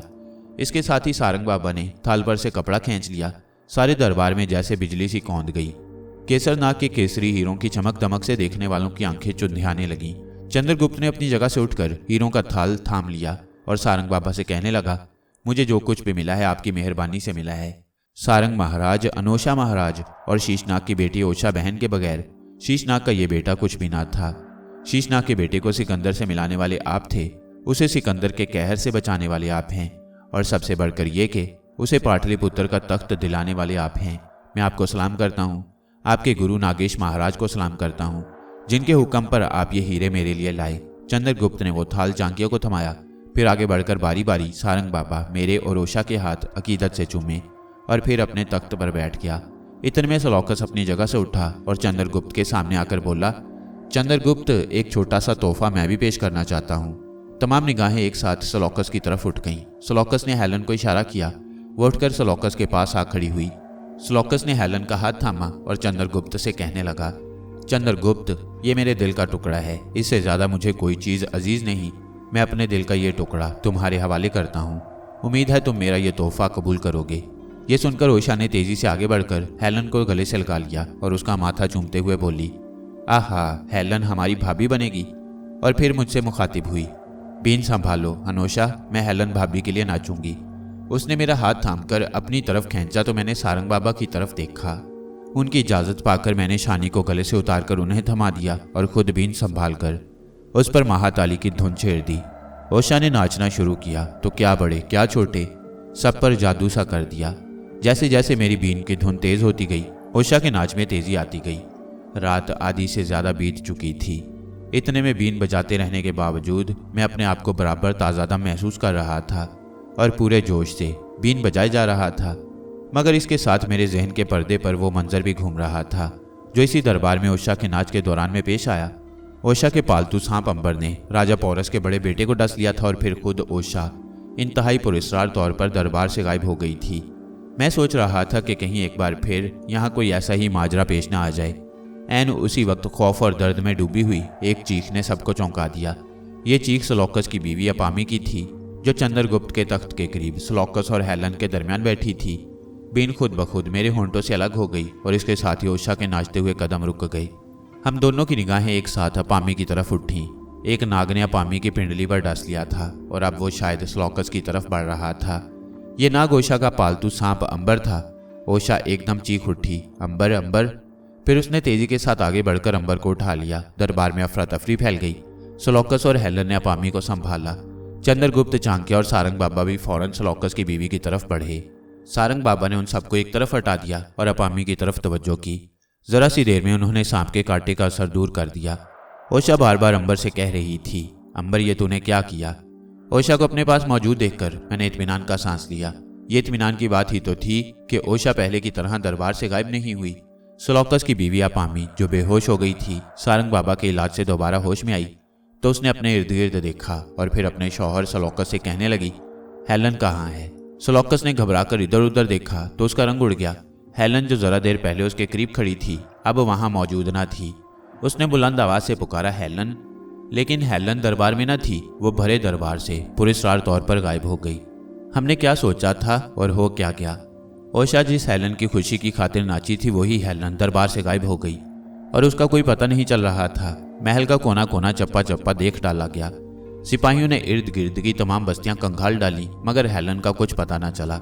चंद्रगुप्त की हालत अजीब थी। केसर नाग के हीरों का अनमोल तोहफा पाकर उसे जो खुशी हुई थी वो सब मिट्टी में मिल गई। स्लॉकस उसका मेहमान था और स्लॉकस की इज्जत उसकी अपनी इज्जत थी। हेलन की तलाश का मसला उसके लिए गैरत का एक बहुत बड़ा मसला बन गया। जब तक हेलन मिल न जाए तब तक वह स्लॉकस के सामने सर ऊंचा नहीं कर सकता। उसका हुक्म पाकर सिपाही दूर दूर तक फैल गए। मगरिब में उन्होंने दराय सिंध तक का सारा इलाका छान मारा। मशरिक में वो चनाब और रावी से आगे ब्यास और सतलुज के दरमियानी इलाकों तक पहुंच गए। कई घुड़सवार तो इंद्रप्रस्थ, हस्तनापुर और अयोध्या तक हुए, लेकिन हेलन को ना मिलना था ना मिली। हम महल के खास मेहमान खाने में ठहरे हुए थे। सिपाहियों की भाग दौड़ और उनकी नाकामी की खबरें हम तक पहुंचती रहती थीं। मैं और ओशा तो इन खबरों को सुनकर फिक्रमंदी जाहिर करते, मगर सारंग बाबा जरा भी अफसोस या फिक्र जाहिर नहीं करते, जैसे ये उनके लिए कोई बात ही न थी। सारंग बाबा की बेफिक्री और खामोशी देखकर मुझे उसी बेफिक्री का ख्याल आता जो सारंग बाबा ने इसी महल के इसी मेहमान खाने में ओशा के इस तरह गायब हो जाने पर जाहिर की थी। मैंने उस वक्त भी हैरान होकर सोचा था कि सारंग बाबा चाहते तो मुझे ओशा की तलाश का हुक्म दे सकते थे, और अब भी मैं सोचता था कि सारंग बाबा चाहते तो मुझे हेलन की तलाश के लिए कह सकते थे। मगर जिस तरह वो उस वक्त खामोश रहे थे उसी तरह अब खामोश थे, और आखिर उनकी खामोशी की ये मोहर उसी तरह टूटी जिस तरह ओशा के बारे में टूटी थी। 1 माह तक मुसलसल तलाश करने के बाद जब पोरस के सिपाही ओशा को ढूंढ निकालने में नाकाम हो गए तो पोरस आधी रात के वक्त सारंग बाबा के पास आया, और पोरस की तरह जब चंद्रगुप्त भी स्लॉकस की बेटी का कुछ पता ना चला सका तो ठीक आधी रात के वक्त उस मेहमान खाने में आया जहां हम ठहरे हुए थे। सारंग बाबा को पहले की तरह अब भी जैसे उसके आने का पहले से अंदाजा था, और वो हमें बातों में लगाए वक्त गुजार रहे थे। दरवाजा खुला था। जैसे ही चंद्रगुप्त ने दहलीज के अंदर कदम रखा हम उठकर खड़े हो गए। सारंग बाबा ने जैसे हैरानी जाहिर करते हुए कहा, शीशनाग के बेटे, तुम और इस वक्त यहाँ? तुमने हमें क्यों ना बुलवाया? चंद्रगुप्त ने मुस्कुराने की कोशिश की, लेकिन उसकी मुस्कुराहट एक उदास सी मुस्कुराहट थी। वो बोला, कुआं प्यासे के पास नहीं आता, प्यासा कुएं के पास आता है। सारंग बाबा हंस दिए। शीशनाग के बेटे, कभी कभी ऐसा भी होता है कि कुआं खुद ही प्यासे के पास आ जाता है और कुदरत बिन मांगे अनमोल मोती बख्श देती है। क्या शीशनाग ने अपने हीरे सिकंदर के दामन में नहीं डाल दिए थे? क्या नागेश महाराज ने केसर नाग के हीरे तुम्हें नहीं बख्श दिए हैं? क्या सिकंदर ने इसकी ख्वाहिश की थी या तुमने देवताओं से ये हीरे मांगे थे? नहीं बाबा जी, चंद्रगुप्त ने कहा, मगर इस बख्शिश की कोई वजह तो होगी। हाँ, सारंग बाबा बोले, वजह है, और वो ये है कि सिकंदर की रगों में नाग देवता का खून था और तुम शीशनाग के बेटे हो। लेकिन देवताओं ने मुझे केसर नाग के हीरों का तोहफा देने के साथ ही साथ वो जिल्लत क्यों बख्श दी है जिसने मेरे दिन का चैन और रात का आराम छीन लिया है? ऐसी परेशानी, ऐसी जिल्लत तो मुझे उस वक्त भी नहीं उठाना पड़ी जब मैं सुधानंद के खौफ से जगह जगह मारा फिरता था। सारंग बाबा बोले, शीशनाग के बेटे को क्या परेशानी आन पड़ी है? अब तो पूरब से पश्चिम तक उसके नाम का डंका बजता है। अब तो उसे कोई परेशानी नहीं होनी चाहिए। चंद्रगुप्त जैसे चीख उठा, मैं सचमुच बहुत परेशान हूँ, मेरे लिए कुछ कीजिए। तुम हुक्म करो शीशनाग के बेटे, सारंग बाबा ने कहा। हम जोगियों और सन्यासियों का तो धर्म ही दूसरों की खिदमत करना है। चंद्रगुप्त ने जरा देर खामोशी इख्तियार की, फिर कहने लगा, आपको जश्न की रात तो याद होगी जब आपने केसर नाग के हीरों का तोहफा मुझे दिया और स्लॉकस ने अपनी बेटी की शादी मेरे साथ करने की बात की थी। हाँ, हमें याद है। इसके बाद ओशा बेटी हेलन की खुशी के लिए नाची थी, और उसी नाच के दौरान में एक सांप ने स्लॉकस की बीवी को डस लिया था और फिर हेलन गायब हो गई। हाँ, सारंग बाबा बोले। शलोकस की बीवी की किस्मत अच्छी थी कि हमने फौरन ही उसकी बीवी के जिस्म से सांप का जहर निकाल दिया। मेरी दुआ है कि कुदरत उसे हर मुसीबत से दूर रखे। मैं हेलन की बात कर रहा था, चंद्रगुप्त ने कहा। वो अब तक गायब है और हमारी सरतोड़ कोशिशों के बावजूद अभी तक उसका कोई पता नहीं चल सका। मेरे सिपाहियों ने सिंध से ब्यास तक सारा इलाका छान मारा है। घुड़सवार इंद्रप्रस्थ और हस्तनापुर बल्कि पाटलिपुत्र तक हुआ आए हैं, मगर हेलन कहीं नहीं मिली। शीशनाग के बेटे हो सकता है वो सिंध के पार चली गई हो, सारंग बाबा ने कहा। सिंध के पार, चंद्रगुप्त ने कहा। आप शायद मजाक कर रही हैं, वरना एक लड़की इतनी जरा सी देर में झेलम के किनारे से सिंध के पार कैसे जा सकती है? क्या वो कोई भूत थी? ये तो वो ही जाने, सारंग बाबा बोले। लेकिन क्या तुम्हें वो दिन याद नहीं जब तुम पल की पल में टेक्सला में सिकंदर के सामने से झेलम के पार पहुंच गए थे? वो तो अनोशा जी की मेहरबानी थी, चंद्रगुप्त ने कहा। यह भी किसी की मेहरबानी हो सकती है। चंद्रगुप्त फिर चीख उठा। किसी तरह हेलन का पता चलाइए बाबा जी। जब तक हेलन नहीं मिल जाती तब तक मैं शलोकस के सामने सर नहीं उठा सकता। मुझे नहीं मालूम था कि जिस दुश्मन को मैंने इतनी आसानी से शिकस्त दी, उसके सामने मुझे यूं जलील होना पड़ेगा। मुझे इस जिल्लत से बचाइए, मेरे लिए कुछ कीजिए। कहने को पूरब से पश्चिम तक मेरे नाम का डंका बजता है, लेकिन सच पूछिए तो मैं जितना बेबस इस वक्त हूं पहले कभी ना था। मुझे नहीं मालूम था कि इतनी बड़ी सल्तनत का मालिक होते हुए भी मैं इतना मजबूर और बेबस हो सकता हूँ। मेरी इमदाद कीजिए महाराज, मैं आपके आगे हाथ जोड़ता हूँ, आपके पाँव पड़ता हूँ। सारंग बाबा कहने लगे, शीशनाग के बेटे, कुदरत ने तुझे वही सबक दिया है जो सिकंदर को ब्यास के किनारे दिया था। आधी दुनिया का बादशाह सिकंदर अपनी तमाम ताकत के बावजूद ब्यास के किनारे बेबस हो गया था। वह समझने लगा था कि अब दुनिया पर सिकंदर की मर्जी ही चलेगी। वो भूल गया था कि इस दुनिया पर अनदेखी ताकतों की मर्जी चलती है, और हम लाख चाहें वही होता है जो अनदेखी ताकतें चाहती हैं। बड़े बड़े राजा, बड़े बड़े बलवान ताकत और हुकूमत के नशे में ये समझने लगते हैं कि अब दुनिया उनकी गुलाम है और उनके हुक्म के बगैर एक पत्ता भी नहीं हिल सकता। मगर कुदरत बड़े बड़े बलवानों की ताकत का पल भर में नाश कर देती है। इंसान कितना मूर्ख है कि ताकत के गुरूर में अपने आप को देवताओं की तरह समझने लगता है। इंसान इंसान है और देवता देवता। मैंने तो एक पल के लिए भी अपने आप को देवताओं की तरह नहीं समझा, लेकिन तुम्हें अपनी ताकत, अपनी हुकूमत और अपनी फौज पर मान तो था। तुम समझते थे कि तुम्हारे सिपाही हेलन को पाताल से भी ढूंढ लाएंगे। तुमसे पहले पौरस ने भी ऐसा ही किया। जब ओशा उनके दरबार से गायब हो गई थी, उनके सिपाही 1 महीने तक झक मारते रहे, और इसके बाद वो आधी रात के वक्त यहाँ आए। तुम भी इस वक्त यहाँ आए हो जब अपनी हुकूमत और ताकत का सारा जोर लगाकर भी हेलन का पता न चला सके। मुझसे सख्त भूल हुई महाराज, चंद्रगुप्त ने कहा। मुझे पहले ही आपके पास आना चाहिए था। नहीं, शीशनाग के बेटे, सारंग बाबा बोले, तुमसे कोई भूल नहीं हुई। तुम अपने वक्त पर आए हो। कुदरत तुम्हें यह एहसास दिलाना चाहती थी कि एक इंसान दुनिया की सारी ताकत का मालिक होने के बावजूद कितना बेबस हो सकता है। जब पोरस ओशा की खातिर यहाँ आए थे तो हमने अनोशा को उसकी तलाश के लिए भेजा था। अब हम फिर अनोशा को भेजते हैं, अनोशा को ही नहीं, ओशा को भी। ये कहकर सारंग बाबा मुझसे मुखातिब हुए, अनोशा बेटे, एक बार फिर जरा तकलीफ करो और देखो कि शलोकस की बेटी हेलन कहाँ है। और फिर वो ओशा से बोले, ओशा बेटी, तुम जश्न में हेलन की खुशी की खातिर नाची थीं। अनोशा के साथ तुम भी जाओ और जरा देखो तो सही कि तुम्हारी हेलन भाभी कहाँ है। सारंग बाबा के इन अल्फाज के साथ ही मैं और ओशा राजा पोरस के महल से एक दूसरी दुनिया में पहुंच गए। ये दुनिया हमारे ख्वाबों और अरमानों की दुनिया पुष्कलावती थी। हम इन खंडरों में पहले भी आ चुके थे। उस वक्त ये शहर वीरान और तबाह हो चुका था। हर तरफ तबाही और वीरानी का राज था, और अब तकदीर के अनदेखे हाथ ने मुझे और ओशा को एक बार फिर अपने ख्वाबों और अरमानों के खंडरों में भेज दिया था। तो आबादी के रहे सहे निशान भी मिट चुके थे। आबादी की जगह जंगल उग गया था। यूं लगता था जैसे यहाँ कभी कोई बस्ती थी ही नहीं। कंटक कबीले का तमाम इलाका एक घने जंगल में तब्दील हो चुका था, और इस घने जंगल ने शीशनाग के मंदिर को भी ढांप लिया था। मैं और ओशा हैरानी से कभी उस जंगल को देखते और कभी एक दूसरे की तरफ। फिर हमने झाड़ियों और दरख्तों की झुकी हुई शाखों को एक तरफ हटाते हुए आगे बढ़ना शुरू किया। वही पुरिसरार बू जिसने इससे पहले सारंग बाबा के गार तक, ओशा के गार तक और फिर नागेश महाराज की कुटिया तक हमारी रहनुमाई की थी, अब फिर वही हमारी रहनुमाई कर रही थी। इस पुरिसरार बू की रहनुमाई में आगे बढ़ते हुए हम शीशनाग के मंदिर तक जा पहुंचे। मंदिर का बाहर का हिस्सा तो सिकंदर के हमले के वक्त ही तबाह हो चुका था, मगर उसके अंदर शीशनाग की मूर्ति पहले की तरह अब भी मौजूद थी। लेकिन अब वहां ना कोई पुरोहित रहा था, ना पुजारी, ना कोई चढ़ावे चढ़ाने वाला और ना कोई उन्हें कबूल करने वाला। मंदिर के अंदर भी जगह जगह दरख्त और झाड़ियां उगाई थी और हर तरफ वीरानी और खौफनाक खामोशी का राज था। जिस पुरस्कार बू ने हमें मंदिर तक पहुंचाया अब वो गायब थी। हम अपनी हैरानी को दबाए शीशनाग की मूर्ति की तरफ बढ़े और फिर उसे कुछ ही दूर ठिठक कर रह गए। हमें यूं लगा जैसे मूर्ति के कदमों में कोई लेटा हुआ है। ये हेलन थी जो शीशनाग के कदमों में लेटी हुई आराम की नींद सो रही थी।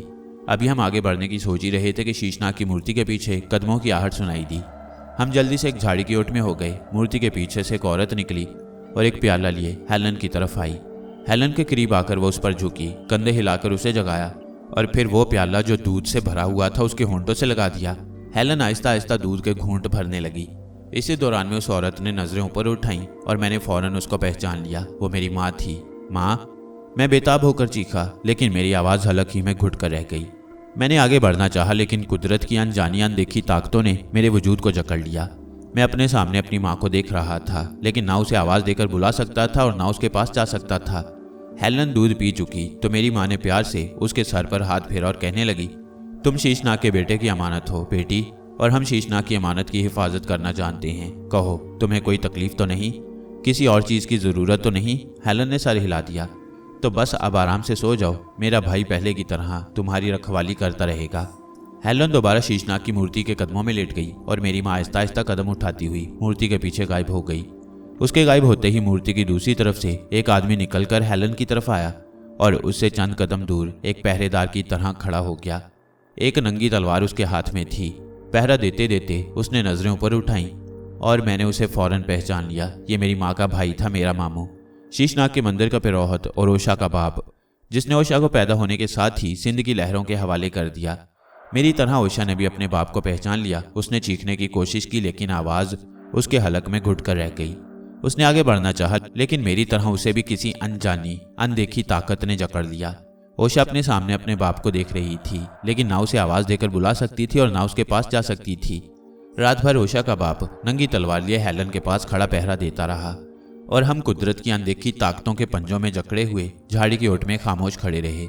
सुबह का उजाला फैलते ही ओशा का बाप शीशनाग की मूर्ति की ओट में गायब हो गया और हम जैसे एकदम कुदरत की अनदेखी ताकतों की जकड़बंदियों से आज़ाद हो गए। हम तेजी के साथ झाड़ी की ओर से निकले और हेलन की तरफ आए। वो अभी तक सो रही थी। हम जल्दी से शीशनाग की मूर्ति के पीछे लपके। मैं अपनी माँ को देखना चाहता था और ओशा अपने बाप से मिलना चाहती थी, मगर वहाँ कुछ भी ना था। हम वापस हेलन की तरफ आए और उसके पास बैठ गए। ओशा ने उसका कंधा हिलाकर उसे जगाने की कोशिश की। हेलन, हेलन, उठो हेलन। दो एक बार झंझोड़ने से हेलन आंखें मलते हुए उठ बैठी और जब उसने ओशा को अपने सामने देखा तो चीख मारकर उससे लिपट गई।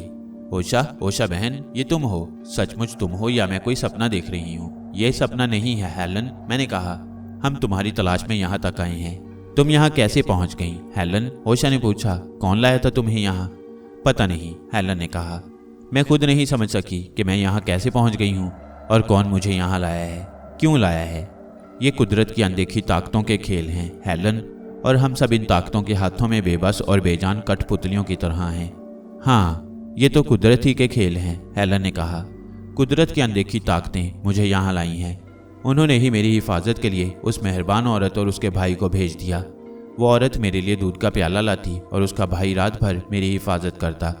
तुम जानती हो वो कौन है? मैंने पूछा। नहीं, हेलन बोली। मेरे पूछने पर भी उन्होंने नहीं बताया। क्या तुम जानना चाहती हो कि वो कौन है? हाँ, हेलन बोली, ज़रूर जानना चाहती हूँ। तो सुनो, मैंने कहा। वो औरत मेरी माँ है और वो उस वक्त मर गई थी जब मैं सिर्फ 10 साल का था, और वो मर्द जो उस औरत का भाई है ओशा का बाप है, और वो उस वक्त मर गया था जब सिकंदर की फौज ने पर्दिकास की मातेती में दरिया काबुल के साथ साथ होते हुए पुष्कलावती और उसके आसपास के इलाकों को तबाह बर्बाद कर दिया। हेलन की चीख निकल गई। ये तुम क्या कह रहे हो अनोशा जी? ये मर्द और औरत जो मेरी हिफाजत करते हैं मुर्दों की दुनिया से ताल्लुक़ रखते हैं? हाँ, मैंने जवाब दिया। लेकिन ये कोई हैरानी की बात नहीं। मेरी माँ की रूह ने एक बार नहीं कई बार मेरी हिफाजत और रहनुमाई की है। ओशा के बाप ने वासुकी राजा के मंदिर में उसके सामने जाहिर होकर ओशा से कहा था कि तुम्हारे जिम्मे शीशनाग का जो कर्ज था वो अदा हो चुका है। इसलिए मेरी माँ और ओशा के बाप ने अगर शीशनाग के साय में तुम्हारी हिफाजत और खबरगिरी की है तो इसमें हैरानी की कोई बात नहीं। मगर हेलन के लिए यह हैरत की ही नहीं, डर की बात भी थी। उसकी रंगत उड़ी जा रही थी। कुछ देर तक वो फटी फटी आंखों से हमारी तरफ देखती रही और फिर बेहोश हो गई। हमने बेहोश हेलन को फिर शीशनाग की मूर्ति के कदमों में लिटा दिया और उसके दाएं बाएं बैठ गए। कुछ देर बाद ओशा की आवाज़ ने इस खामोशी को तोड़ा। अनोशा? हाँ, तुमने ये बात आज तक मुझसे क्यों छुपाए रखी? कौन सी बात? यही कि तुम्हारी माँ और मेरा बाप दोनों बहन भाई थे। क्या कोई इतना करीबी होकर इतना कठोर और पत्थर दिल भी हो सकता है? नहीं, मैंने कहा। मैं तो उसी वक्त बता देना चाहता था जब तुम राजा पोरस के दरबार से गायब हुई थी और मैं तुम्हारी तलाश में उस गार तक पहुंचा जहां तुमने मुझे अपनी दास्तान सुनाई। मैं तो उसी वक्त जान गया था कि मेरी माँ तुम्हारी फूफी थी और तुम्हारा बाप मेरा मामू। लेकिन कुदरत की जिस अनदेखी ताकतों ने तुम्हें राजा पोरस के दरबार से उठाकर इस गार में पहुंचा दिया था, उसी अनदेखी ताकत ने मेरे होंठ सी दिए। इसके बाद जब भी मैंने इसका इरादा किया मेरे होंठों पर मोहर सी लग जाती। शायद कुदरत को यही मंजूर था कि तुम्हें इस रिश्ते का पता यहाँ आकर ही चले। हालांकि तुमने जिस घर में जन्म लिया है, मैंने उस घर में अपनी जिंदगी के 10 साल गुजारे हैं। वो घर कहाँ है? अब कहाँ हो सकता है? मैंने कहा। वो तो कभी का तबाह हो चुका। सिकंदर की फौज ने यहाँ की तमाम आबादियों की ईंट से ईंट बजा दी। फिर भी कोई निशानी ऐसी तो होगी जिससे तुम पहचान सको। ओशा बोली, मेरे साथ आओ बच्चों, मैं तुम्हें वो घर दिखाती हूँ। इस आवाज़ पर हम दोनों चौंक गए। ये मेरी माँ की आवाज़ थी। ये आवाज़ शीशनाग की मूर्ति की ओर से नहीं, मंदिर के बाहर की दीवार के पास से आई थी। मेरी माँ मुझे और ओशा को अपनी तरफ बुला रही थी। इस लड़की की फिक्र न करो और इसे इसी तरह पड़ा रहने दो, कोई इसे कुछ नहीं कहेगा। आओ मेरे साथ आओ, मैं तुम्हें वो घर दिखाती हूँ। हम बेहोश हेलन को उसी हाल में छोड़कर मंदिर के बाहर की दीवार की तरफ बढ़े। इसके बाद मेरी माँ आगे आगे होली और हम उसके पीछे चलने लगे। मेरी माँ हमें उन खंडरों में ले गई जहाँ कभी कंटक कबीले की बस्ती हुआ करती थी। फिर वो एक खंडर में जाके रुक गई और उसकी तरफ इशारा करके बोली, यह है वो घर जहाँ ओशा ने आंख खोली और जिसमें अनोशा ने अपनी जिंदगी के पहले 10 साल गुजारे। हम दोनों फटी फटी आंखों से उस खंडर को देख रहे थे जो कभी कंटक कबीले के सरदार का घर हुआ करता था। मैं अपने तसव्वुर की आंख से उन दिनों को देख रहा था जो मैंने इस घर में गुजारे थे। वो दिन जब मैं बेफिक्री के साथ सारा दिन बस्तियों से होते हुए जंगलों में दूर दूर तक निकल जाता। वो दिन जब 100 सांप एक वक्त में मेरे सामने खेलते रहते और मैं भी उनके साथ खेलता रहता। वो दिन जब मेरी सीटी की आवाज़ पर सांप मेरे सामने आकर किसी बाजीगर की तरह लोटपोट होने लगते। वो दिन जब मेरी बीन की आवाज़ पर सैकड़ों हजारों सांप कटोरियों से दूध पीने के लिए इकट्ठे हो जाते थे। मैं बेफिक्री के उस जमाने की सुनहरी यादों में खोया हुआ था कि अचानक मेरी माँ की आवाज़ ने मुझे चौंका दिया। अनोशा, वो मेरी तरफ मुड़कर मुझे घूरने लगी थी। मैंने तुम्हें अपनी बहन की तरफ भेजा था मगर तुम धरती का गज बने फिर रहे हो। क्या अभी वो वक्त नहीं आया कि मेरी बहन तुम्हें देखकर अपना कलेजा ठंडा कर सके? जाओ, मेरी बहन तुम्हारा इंतजार कर रही है। और ये कहकर वो एकदम गायब हो गई। माँ माँ, मैं चीख उठा। जाओ, मेरी बहन तुम्हारा इंतजार कर रही है। माँ की आवाज़ जैसे कहीं दूर से आ रही थी। मैंने ओशा की तरफ देखा, उसकी आंखों में आंसू थे। तुम रो रही हो ओशा? हाँ, तुम्हारी माँ उस वक्त चल बसी थी जब तुम 10 साल के थे और मेरे बाप ने मुझे पैदा होते ही सिंध की लहरों के हवाले कर दिया। तुम यहाँ आकर अपनी माँ से मिल लिए हो, उससे बातें कर चुके हो, पर मैं कैसी बदनसीब हूँ कि अपने बाप के पैर भी नहीं छू सकी। क्या तुम्हारी तरह मुझे अपने बाप से 2 बातें करना भी नसीब नहीं हो सकता? मैंने ओशा का हाथ थाम लिया और कहा, आओ वापस चलें। हो सकता है शीशनाग के मंदिर में पहुंचकर तुम्हें अपने सवाल का जवाब मिल जाए। हम शीशनाग के मंदिर में पहुंचे। वहां हेलन अभी तक शीशनाग की मूर्ति के कदमों में बेहोश पड़ी थी और उसके करीब ओशा का बाप नंगी तलवार लिए पहरा दे रहा था। हमें देखते ही उसने तलवार एक तरफ फेंक दी और अपने बाजू फैला दिए। ओशा, अनोशा, आओ मेरे बच्चों, मेरे सीने से लग जाओ। तुम्हारी खातिर कुदरत ने अपना कानून थोड़ी देर के लिए बदल दिया है। हम दोनों तेजी से आगे बढ़े और उस शख्स के सीने से लग गए जो मेरा मामू और ओशा का बाप था और जो उस वक्त मारा गया था जब सिकंदर की फौज पुष्कलावती के लिए तबाही और बर्बादी का पैगाम बनकर आई थी। हम उसके सीने से लगे थे और उसको एक जीते जागते इंसान की तरह महसूस कर रहे थे। वह मोहब्बत और शफकत के साथ हमें अपने सीने से लगाए हमारे सरों पर हाथ फेर रहा था। हमारी ये कैफियत ना जाने कब तक रही कि ओशा के बाप की भारी आवाज़ ने हमें चौंका दिया। हमारा काम खत्म हो चुका है, जाओ अब इसे वापस ले जाओ। और इन अल्फाज के साथ वो वहीं खड़े खड़े गायब हो गया और हम जो उसके सीने से लगे खड़े थे धम से ज़मीन पर गिर पड़े। हमने यूं एक दूसरे की तरफ देखा जैसे अपनी आंखों पर यकीन ना रहा हो, मगर यकीन ना करने की कोई वजह नहीं हो सकती थी। जिस तरह मेरी माँ एकदम गायब हो गई उसी तरह ओशा का बाप भी एकदम गायब हो गया। लेकिन जाते जाते वो ओशा की ज़िंदगी की सबसे बड़ी ख्वाहिश पूरी कर गया। ओशा तो अपने बाप के पाँव छूना चाहती थी मगर उसने ओशा को अपने सीने से लगा लिया, बिल्कुल एक जीते जागते इंसान की तरह। ओशा की खातिर कुदरत ने वाकई थोड़ी देर के लिए अपना कानून बदल दिया, वरना इस दुनिया से जाकर कौन किसी की खबर लेने आता है। ओशा के बाप के गायब होने के साथ ही हेलन जैसे खुद ब खुद होश में आ गई। वो उठ बैठी और डरी सहमी नज़रों से हमारी तरफ देखने लगी। मैंने उससे कहा, डरो नहीं हेलन, कुदरत की अनदेखी ताकतें तुम्हें जिस मकसद के लिए यहाँ लाई थीं, शायद वो पूरा हो चुका है। आओ अब हम तुम्हें वापस ले चलें। हमने सहारा देकर हेलन को उठाया और उसके बाजू थामे मंदिर से बाहर आ गए। अब हमें वापस जाना था, लेकिन ना जाने क्यों हमारे कदम टेक्सला की तरफ उठने लगे। कुदरत की अनजानी अनदेखी ताकतें एक बार फिर हमें उस शहर की तरफ लिए जा रही थीं जहां कभी राजा अंबी के महल में अनोशा ने आंख खोली थी।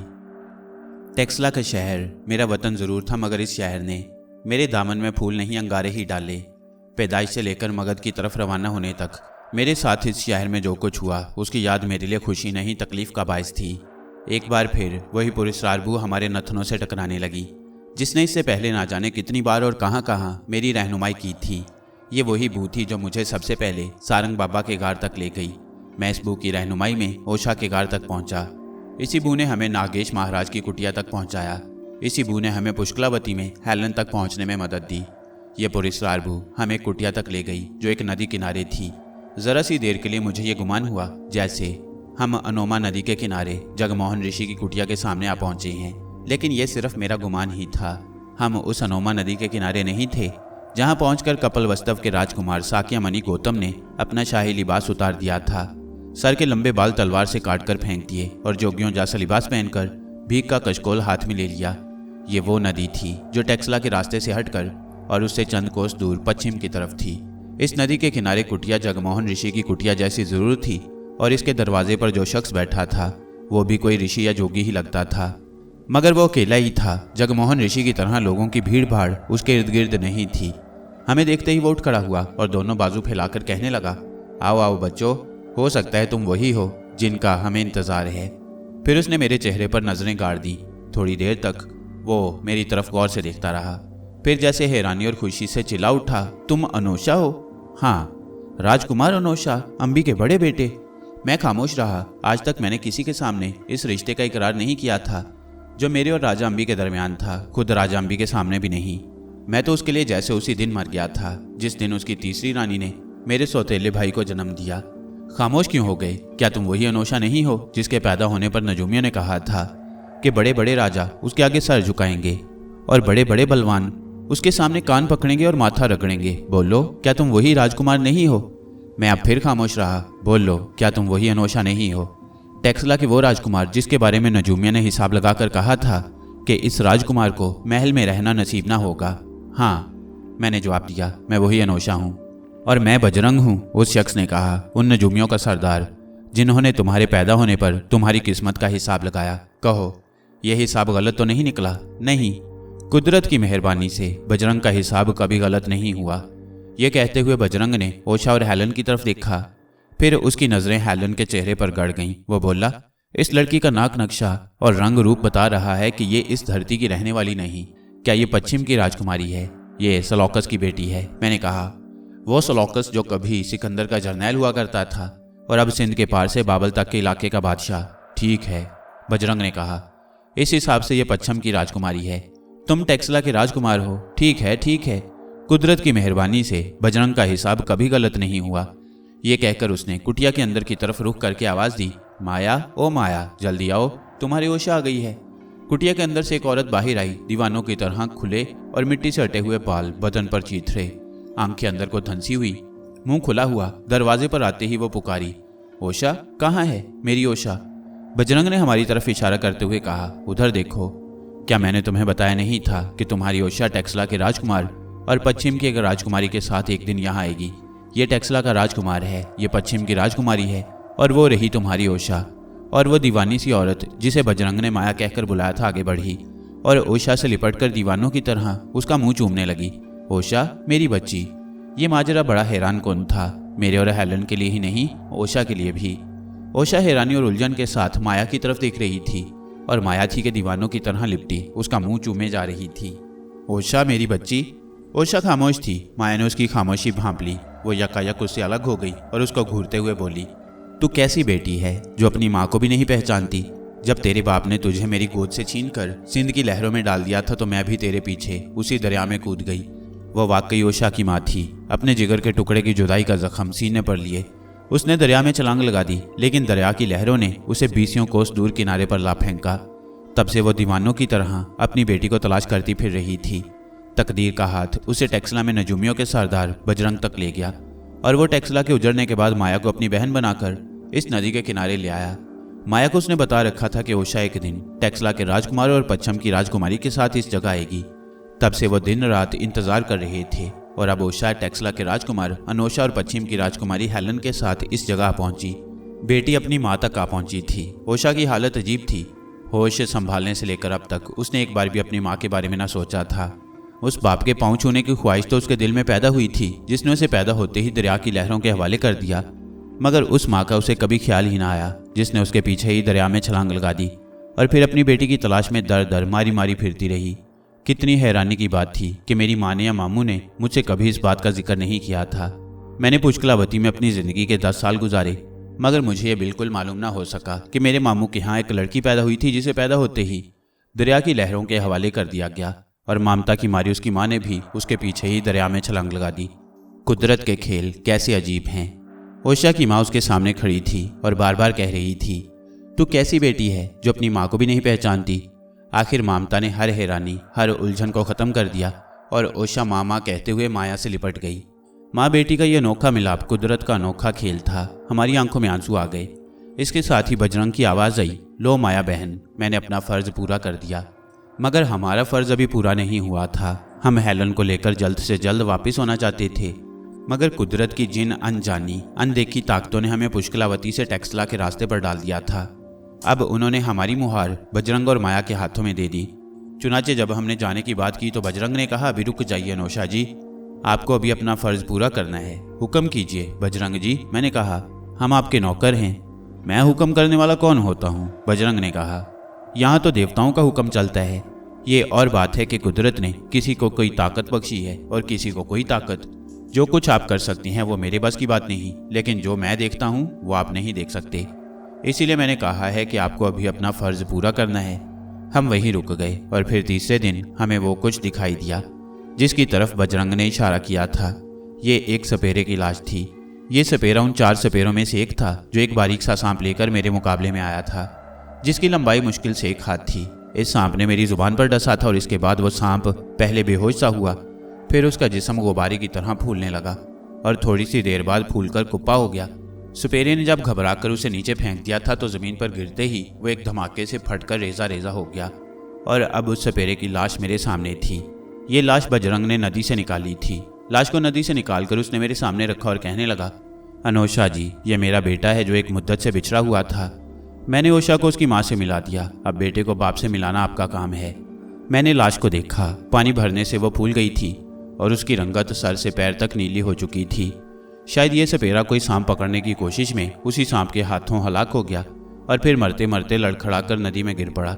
नदी का बहता हुआ पानी उसे बजरंग तक ले आया और बजरंग ने उसे पानी से निकालकर मेरे सामने रख दिया और मैं हैरान परेशान सा सोच रहा था कि अब क्या करूं और क्या ना करूं।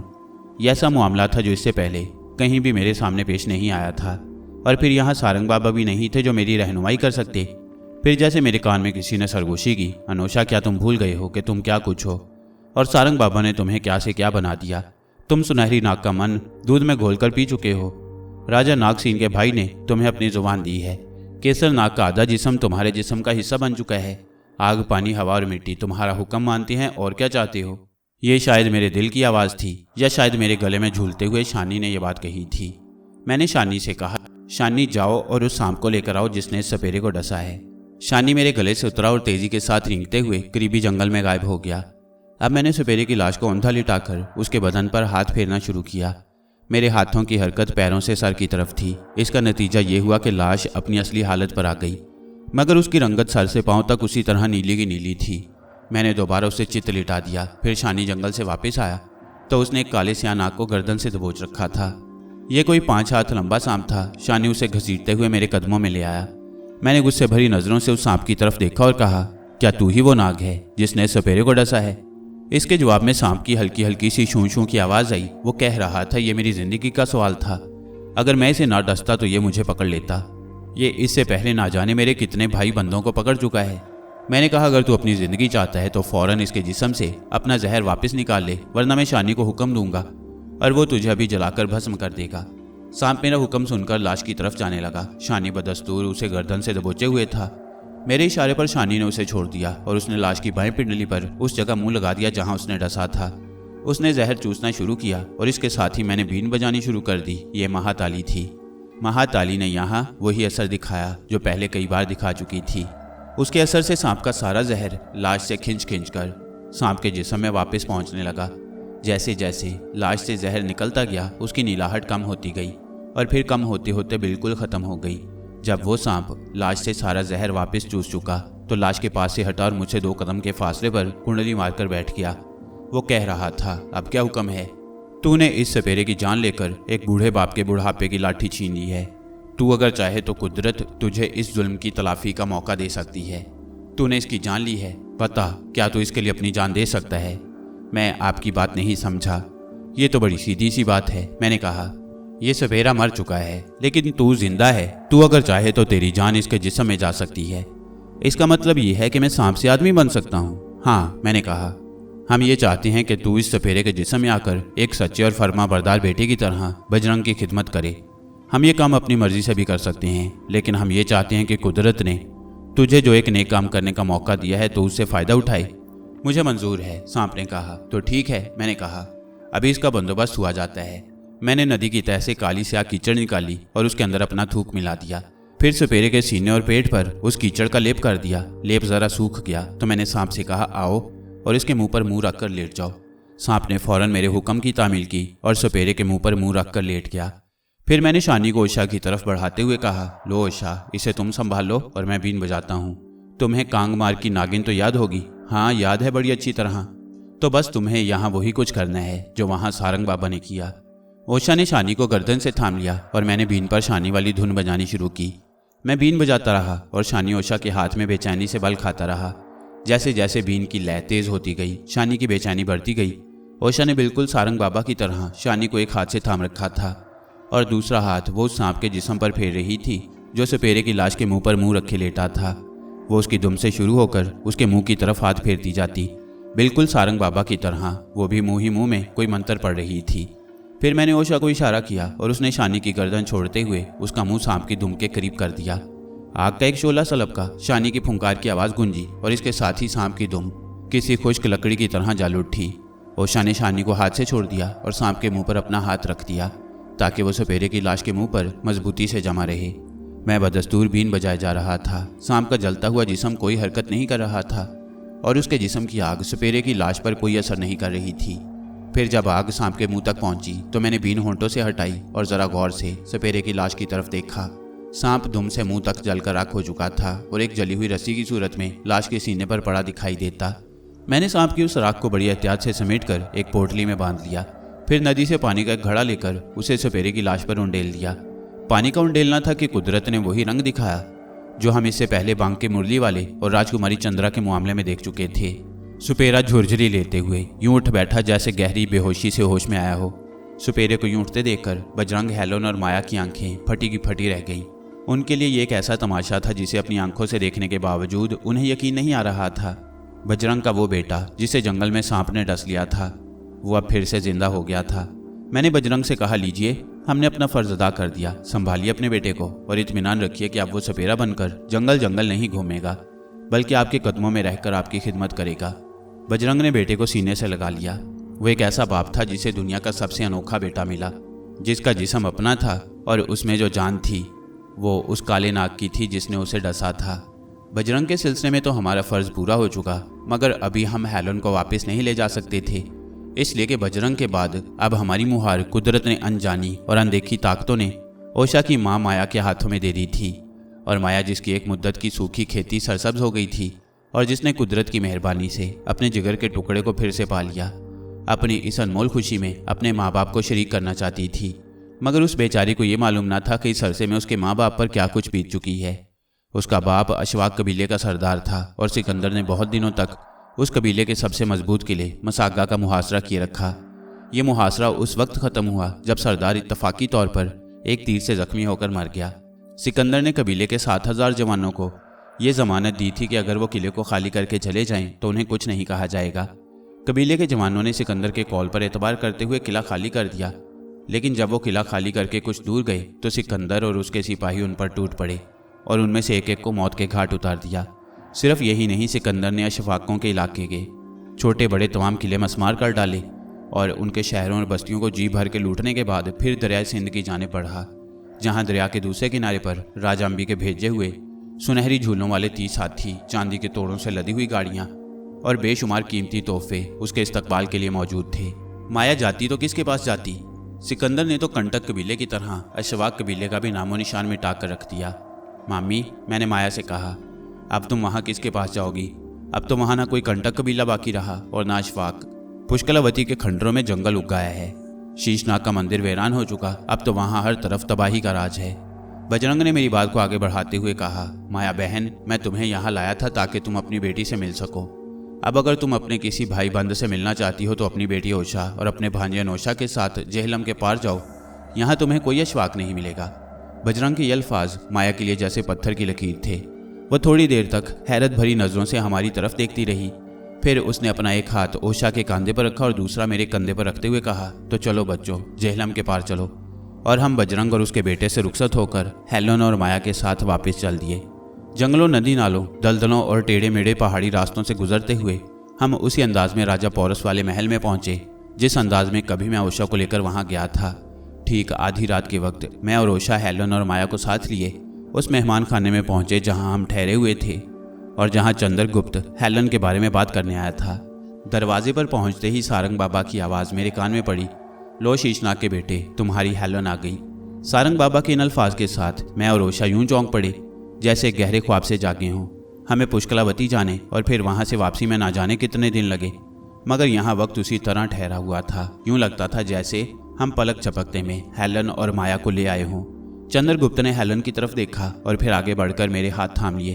अनोशा जी, आपने मुझे बहुत बड़ी शर्मिंदगी से बचा लिया। सारंग बाबा भी किसी कदर हैरानी से हमारी तरफ देख रहे थे, मेरी ओशा या हेलन की तरफ नहीं बल्कि माया की तरफ, और माया भी सारंग बाबा की तरफ देख रही थी। ये औरत कौन है? सारंग बाबा ने पूछा। मेरी माँ है महाराज, ओशा ने जवाब दिया। सारंग बाबा ने कुछ जवाब ना दिया, वो उसी तरह माया की तरफ देखते रहे। यूं लगता था जैसे वो किसी गहरी सोच में खो गई हैं, जैसे कुछ पहचानने की कोशिश कर रही हैं। इतने में महल में हेलन के मिल जाने का शोर मच चुका था। सलोकस और अपामी भागे भागे आए और सारंग बाबा का शुक्रिया अदा करते हुए हेलन को साथ ले गए। चंद्रगुप्त भी सलोकस के साथ ही वापस चला गया। सारंग बाबा अब भी किसी सोच में खोए हुए दिखाई दे रहे थे। तो ये औरत तुम्हारी माँ है? उन्होंने ओशा से पूछा। हाँ महाराज, ओशा ने जवाब दिया।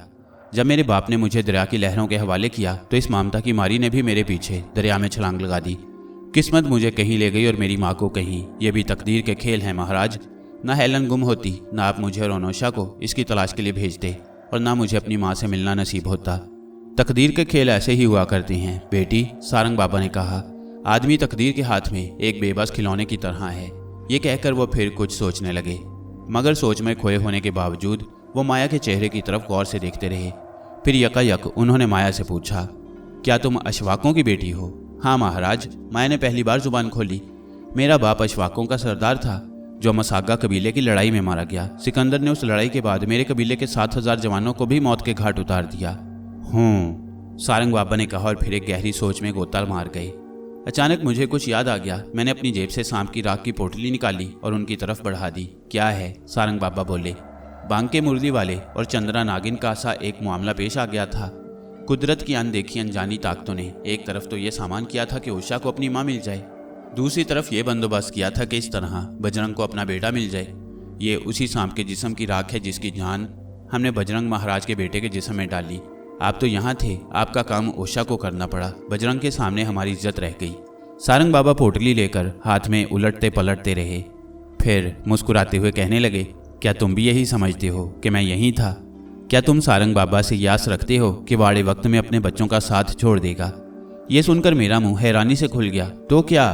सारंग बाबा मुस्कुरा कर बोले, अनोशा बेटे, जब तुम वहाँ ताली बजा रहे थे तो मेरा हाथ ओशा का हाथ बनकर सांप के जिस्म पर फिर रहा था। होंठ ओशा के हिल रहे थे लेकिन मंत्र मैं पढ़ रहा था। फिर यकायक वो खामोश होकर दोबारा माया की तरफ देखने लगे और एक बार फिर किसी गहरी सोच में खो गए। हेलन की वापसी के साथ ही दोनों तरफ शादी की तैयारियां होने लगी।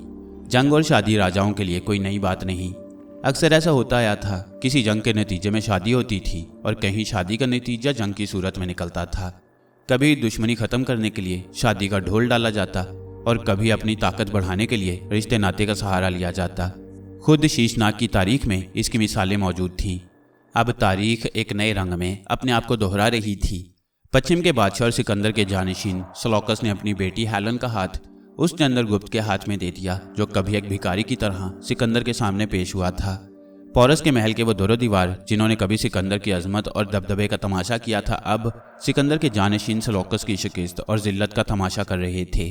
हेलन पर जो कुछ गुजरी थी और जो कुछ उसने देखा था, वो ऐसी बात न थी जिसे वो अपने तक रख सकती। उसने अपनी माँ से कहा। माँ ने बात आगे चलाई और होते होते सेलौकस के छोटे बड़े तमाम अफसरों और सिपाहियों में उसका चर्चा होने लगा। मगर खुद सेलौकस को इस बात पर कोई हैरानी न थी, शायद इसलिए कि उससे बहुत पहले उसने सिकंदर के करीब बैठकर टेक्सला के मैदान में वो खौफनाक मुकाबला देखा था, जो मेरे और 5 सपेरों के दरमियान हुआ, और जिसके बाद सिकंदर ने सारंग बाबा से कहा था, सारंग बाबा, तुम्हारे और अनोशा के पास वो दौलत है जो मेरे पास भी नहीं। तुम्हारे पास वो इल्म है जो मेरे उस्ताद अरस्तू के पास भी नहीं। मकदूनिया से लेकर यहाँ तक कि तमाम दौलत, तमाम सोना चांदी और ख़जाने मिलकर भी तुम्हारा इनाम नहीं हो सकते। मगर हेलन और अपामी की बातों ने तो हमें लोगों की नज़रों में कुछ से कुछ बना दिया। चुनाचे वो तरह तरह के दुखों और किस्म किस्म की बीमारियों के इलाज के लिए हमारे पास आने लगे, और शाही मेहमान खाने में बिल्कुल वैसा ही मेला सा लगा रहने लगा जैसा हमने जगमोहन ऋषि की कुटिया के बाहर देखा। हमारे लिए ये एक नई बात ज़रूर थी, मगर सारंग बाबा किसी का दिल तोड़ना नहीं चाहते थे, इसलिए जो कोई भी आता था उसके हाल पर कुछ न कुछ तवज्जो ज़रूर करते थे। फिर एक रात अपामी और हेलन, माँ और बेटी दोनों हमारे पास आईं। अपामी ने सारंग बाबा से कहा, बाबा जी, मैं कुछ अर्ज़ करने आई हूँ, ना जाने कैसे। सारंग बाबा बड़ी नरमी से बोले, आओ बेटी, तुम्हें क्या मुश्किल पेश आ गई? मैं अपनी बेटी के बारे में परेशान हूँ बाबा। अपामी ने कहा, क्या परेशानी है? हेलन मेरी इकलौती बेटी है। जैसा कि आप जानते हैं, चंद दिनों में इसकी शादी चंद्रगुप्त से होने वाली है। ये परेशानी की बात तो नहीं बेटी। सारंग बाबा बोले, तुम्हें तो खुश होना चाहिए कि तुम्हारी बेटी चंद्रगुप्त जैसे बादशाह की रानी बन रही है। लेकिन महाराज, उनकी 2 रानियां पहले ही हैं। उनकी बड़ी रानी परवातक की बेटी है, उनकी दूसरी रानी उनके बाप के वजीर परतामी की बेटी है। मैं सोचती हूँ कि उनकी 2 रानियों के होते हुए मेरी बेटी खुश कैसे रह सकेगी। सिकंदर की 2 बीवियाँ थीं, उन पर जो कुछ बीती वो मुझे मालूम है। मैं डरती हूँ कहीं मेरी बेटी का भी ऐसा ही हाल ना हो। सारंग बाबा कहने लगे, तुम्हारी परेशानी बिला वजह नहीं है बेटी। राजाओं की एक अपनी दुनिया होती है। ये वो दुनिया है जहाँ भाई भाई का बैरी होता है। यहाँ अपनी गर्दन बचाने के लिए भाई का गला काटना पड़ता है। यहाँ बेटा बाप को कत्ल करके उसकी गद्दी संभालता है। तुम खुद सोचो, क्या सेलौकस को सिकंदर का जानशीन बनने के लिए खून के दरिया से नहीं गुजरना पड़ा? मैं जानती हूँ बाबा जी, अपामी ने जवाब दिया, और इसीलिए परेशान हूँ और सोचती हूँ कि मेरी बेटी को चंद्रगुप्त के महल में जाकर आराम और चैन की जिंदगी नसीब होगी या नहीं। तुम ऐसा क्यों सोचती हो? सारंग बाबा ने कहा, तुम्हें अपने खून पर शक है या हेलन तुम्हारी अपनी बेटी नहीं है? ये आप क्या कह रही हैं बाबा जी? अपामी ने कहा, मुझे अपने खून पर शक होता तो मैं यहाँ ना होती, कहीं और होती, और हेलन मेरी अपनी बेटी ना होती तो मैं इसके लिए यूं फिक्र ना कर रही होती। मुझे तो वही जज्बा यहाँ लाया है जो हर बेटी के लिए माँ के दिल में होता है। मैं यहाँ माँ बनकर आई हूँ। सारंग बाबा ने फौरी तौर पर अपामी की इस बात के जवाब में कुछ नहीं कहा। थोड़ी देर तक कुछ सोचते रहे, फिर हेलन से मुखातिब हुए। तुम्हें याद होगा हेलन कि तुम्हें यहाँ से गायब होने के बाद ओशा और अनोशा ने कहाँ पाया था?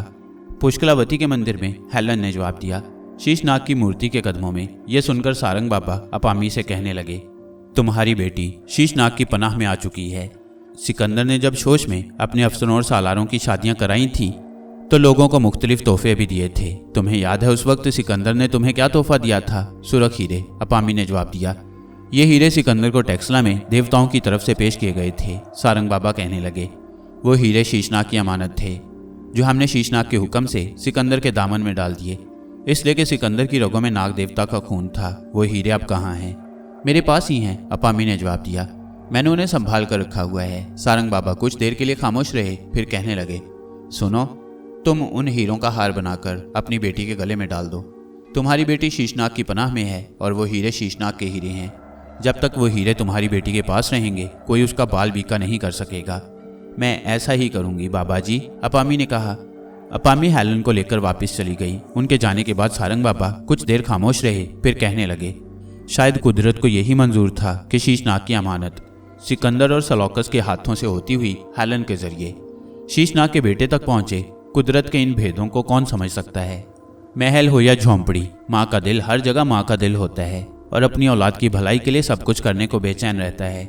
माएँ औलाद के लिए अपनी जान वार देने को भी तैयार रहती हैं, सिर्फ इसलिए कि उनकी औलाद सुखी रहे। ये और बात है कि दुख और सुख अपने अपने नसीब की बात होती है। ये कहकर सारंग बाबा फिर किसी सोच में खो गए। फिर हेलन और चंद्रगुप्त की शादी का दिन आ पहुंचा। राजा पोरस के महल ने ऐसी सजधज और शानो शौकत खुद पोरस की जिंदगी में भी नहीं देखी थी। खजानों के मुंह खोल दिए गए, सोना चांदी पानी की तरह बहा दिया गया। महल के एक हिस्से में बरी का वो सामान रखा था जो चंद्रगुप्त ने हेलन के लिए तैयार कराया था। बरी के सुरख सुरख और जगमगाते जोड़े देखकर यूं लगता था जैसे आग का कोई अलाव हो। उन जोड़ों को तैयार करने में कारीगरों ने अपनी गरी के कमाल दिखाए थे। बरी के उन जोड़ों के साथ जो जेवरात रखे गए थे वो भी अपना जवाब आप थे। हीरे, पन्ने, नग और दूसरे कीमती जवाहरात के जड़ाऊ काम ने उन जेवरात की शान दोबाला कर दी। महल के उस हिस्से के बिल्कुल सामने दूसरे हिस्से में हेलन के जहेज का वो सामान रखा गया जो सेलौकस ने तैयार कराया था। यूं लगता था जैसे सेलौकस ने बाबल से लेकर सिंध तक के इलाकों की तमाम दौलत और तमाम कारीगरी इस जहेज के तैयार कराने पर लगा दी। हर इलाके और हर मुल्क की कारीगरी का बेहतरीन नमूना उस जहेज में मौजूद था। कपड़ों के जोड़े, जेवरात, बर्तन, हीरे जवाहरात, किसी भी चीज़ पर निगाह नहीं ठहरती थी।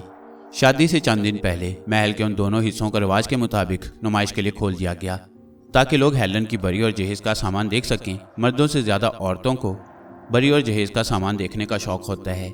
यहाँ भी सामान को देखने वालों में ज़्यादा तादाद औरतों की थी। वह हैरान हैरान नज़रों से इस ठाठदार और शानदार जहेज को देखती थी और फिर हेलन की किस्मत पर रश्क करती थी जो इस कीमती और लाजवाब सामान की हकदार बनने वाली थी। शादी के दिन सबसे पहले कुर्बानियाँ दी गईं। सेलौकस की तरफ से ज़्यूस देवता के नाम पर और चंद्रगुप्त की तरफ से शीशनाग के नाम पर। फिर पुरोहितों ने मंत्र पढ़ते हुए चंदन की लकड़ी से मुकद्दस आग रोशन की और उस पर गाय के घी के छींटे दिए। फिर रिवाज के मुताबिक चंद्रगुप्त और हेलन ने आगे पीछे चलते हुए उस मुकद्दस आग के गिर्द 7 चक्कर लगाए और यूं सेलौकस की बेटी हेलन शीशनाग के बेटे चंद्रगुप्त मौर्य की तीसरी रानी बन गई। उस वक्त हेलन ने वो हार पहन रखा था जो उसकी माँ ने शीशनाग के सुरख हीरों से बनवाया। इसके बाद तोहफों और नजरानों का सिलसिला शुरू हुआ। दोनों फौजों के अफसरों और कमानदारों ने अपनी अपनी हैसियत से कहीं बढ़कर तोहफे दिए और दरबार में चंद्रगुप्त और हेलन के सामने तोहफों का एक ढेर लग गया। फिर सेलौकस ने अपनी जगह से उठकर ऐलान किया, मुझे मालूम है कि यहाँ के राजा अपनी बेटियों की शादी में अपने कुछ इलाके भी जहेज के तौर पर देते आए हैं। शीशनाग खानदान के 5वें राजा बिंबिसार ने जब कौशल के राजा की बेटी से शादी की थी तो कौशल के राजा ने काशी का इलाका अपनी बेटी को जहेज के तौर पर दिया था। मैं मकरान, कंधार, काबुल और हरात के इलाके अपनी बेटी को जहेज के तौर पर देता हूँ। आज से ये इलाके चंद्रगुप्त मौर्य के हुए। पहले हमारे दरमियान दरिया सिंध हद का काम देता था। आज से हिंदू कुश के पहाड़ी सिलसिले हमारी सल्तनतों की दरमियानी हद होंगे। सेलौकस के इस ऐलान के जवाब में चंद्रगुप्त उठा और कहने लगा, हमें मालूम है कि सेलौकस को हाथियों से शुरू ही से दिलचस्पी रही है और उसने जंगी हाथियों को हमेशा बड़ी कदर की निगाह से देखा। इसलिए हम अपनी फौज के 500 बेहतरीन जंगी हाथी सेलौकस की नज़र करते हैं ताकि वो उन्हें अपने दुश्मनों के खिलाफ इस्तेमाल कर सके। हम सेलौकस के दुश्मनों के खिलाफ हर तरह की इमदाद का ऐलान भी करते हैं। जितने भी जंगी रिथ दरकार हो मिलेंगे, जितने घोड़ों की ज़रूरत हो मुहैया होंगे। आज से सेलौकस की ताकत हमारी ताकत है और हमारी ताकत सेलौकस की ताकत है। आज से सेलौकस का दोस्त हमारा दोस्त और सेलौकस का दुश्मन हमारा दुश्मन। आज हमारे दरमियान जो रिश्ता कायम हुआ है, शीशनाग का बेटा उसकी लाज रखेगा। ये खून हमेशा सुर्ख रहेगा, कभी सफ़ेद नहीं होगा। इसके बाद सारंग बाबा उठकर चंद्रगुप्त के सामने और कहने लगे, शीशनाग के बेटे, अब के तुम्हारे दरमियान तोहफों का लेन देन पूरा हो चुका।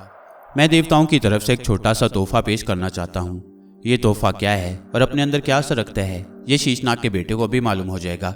कोई ऐसा हाथी, घोड़ा या कोई और जानवर मंगवाया जाए जो किसी काम का ना रहा हो। चंद्रगुप्त ने चाणक्य को इशारा किया और उसने फौरन एक ऐसा हाथी मंगवा दिया जो बहुत बूढ़ा और नाकारा हो चुका था। कई आदमियों से बड़ी मुश्किल से धकेलते हुए दरबार में लाए। सारंग बाबा ने एक नज़र उस हाथी को देखा और फिर कहने लगे, हाँ, ये हमारे मतलब की चीज़ है। फिर उन्होंने अपनी जेब से उस सांप की राख की पोटली निकाली जिसकी जान मैंने मुंतकिल की थी। उन्होंने वो सारी की सारी राख हाथी के मुंह में उंडेल दी और फिर पीछे हट गए। राख का हाथी के मुंह में जाना था कि पहले तो वो यूं एकदम बैठ गया जैसे उसमें खड़े होने की ताकत ना रही हो। फिर उसका सारा जिस्म इस तरह सख्त हो गया जैसे पत्थर बन गया हो। फिर चंद लम्हे बाद उसका पत्थर की तरह जिस्म खुश्क लकड़ियों के ढेर की तरह जल उठा और देखते ही देखते आग के अलाव की शक्ल इख्तियार कर गया। अगली सुबह जब राख हटाई गई तो नीचे से अंगारों की तरह सुरख सुरख लाल निकले। 1-2 नहीं, 10-20 नहीं, 100-50 नहीं, कई हजार लाल, और उनमें से हर लाल मुर्गी के अंडे जितना बड़ा था। सारंग बाबा की हदायत के मुताबिक ओशा ने यह लाल एक थाल में रखकर चंद्रगुप्त को बिल्कुल इस तरह पेश किए जिस तरह इससे पहले शीशनाग के सुरख हीरे सिकंदर को पेश किए थे। सारंग बाबा ने कहा, शीशनाग के बेटे, कुदरत तुझ पर इतनी मेहरबान है कि इससे पहले किसी पर नहीं हुई। शीशनाग के हीरे हेलन के साथ तुझे मिल गए। केसरनाग का खजाना तेरे दामन में डाला जा चुका और अब कुदरत ये लाल तुझे दे रही है। ऐसे लाल किसी बादशाह के खजाने में ना होंगे, लेकिन याद रख, इस दौलत पर घुमंड करते हुए अपने आप को भूलना जाना, अपने आप में रहना। ये ना भूलना कि इस दुनिया पर अनदेखी ताकतों की मर्जी चलती है और हम लाख चाहें होता वही है जो ये अनदेखी ताकतें चाहती हैं। ये अनदेखी ताकतें जब चाहें जरा सी देर में बड़े बड़े बलवानों को चित कर देती हैं। चंद्रगुप्त ने अपनी जगह से उठकर लालों का थाल ओशा के हाथ से लिया और फिर कहने लगा, बाबा जी, मैं ये बातें हमेशा याद रखूंगा।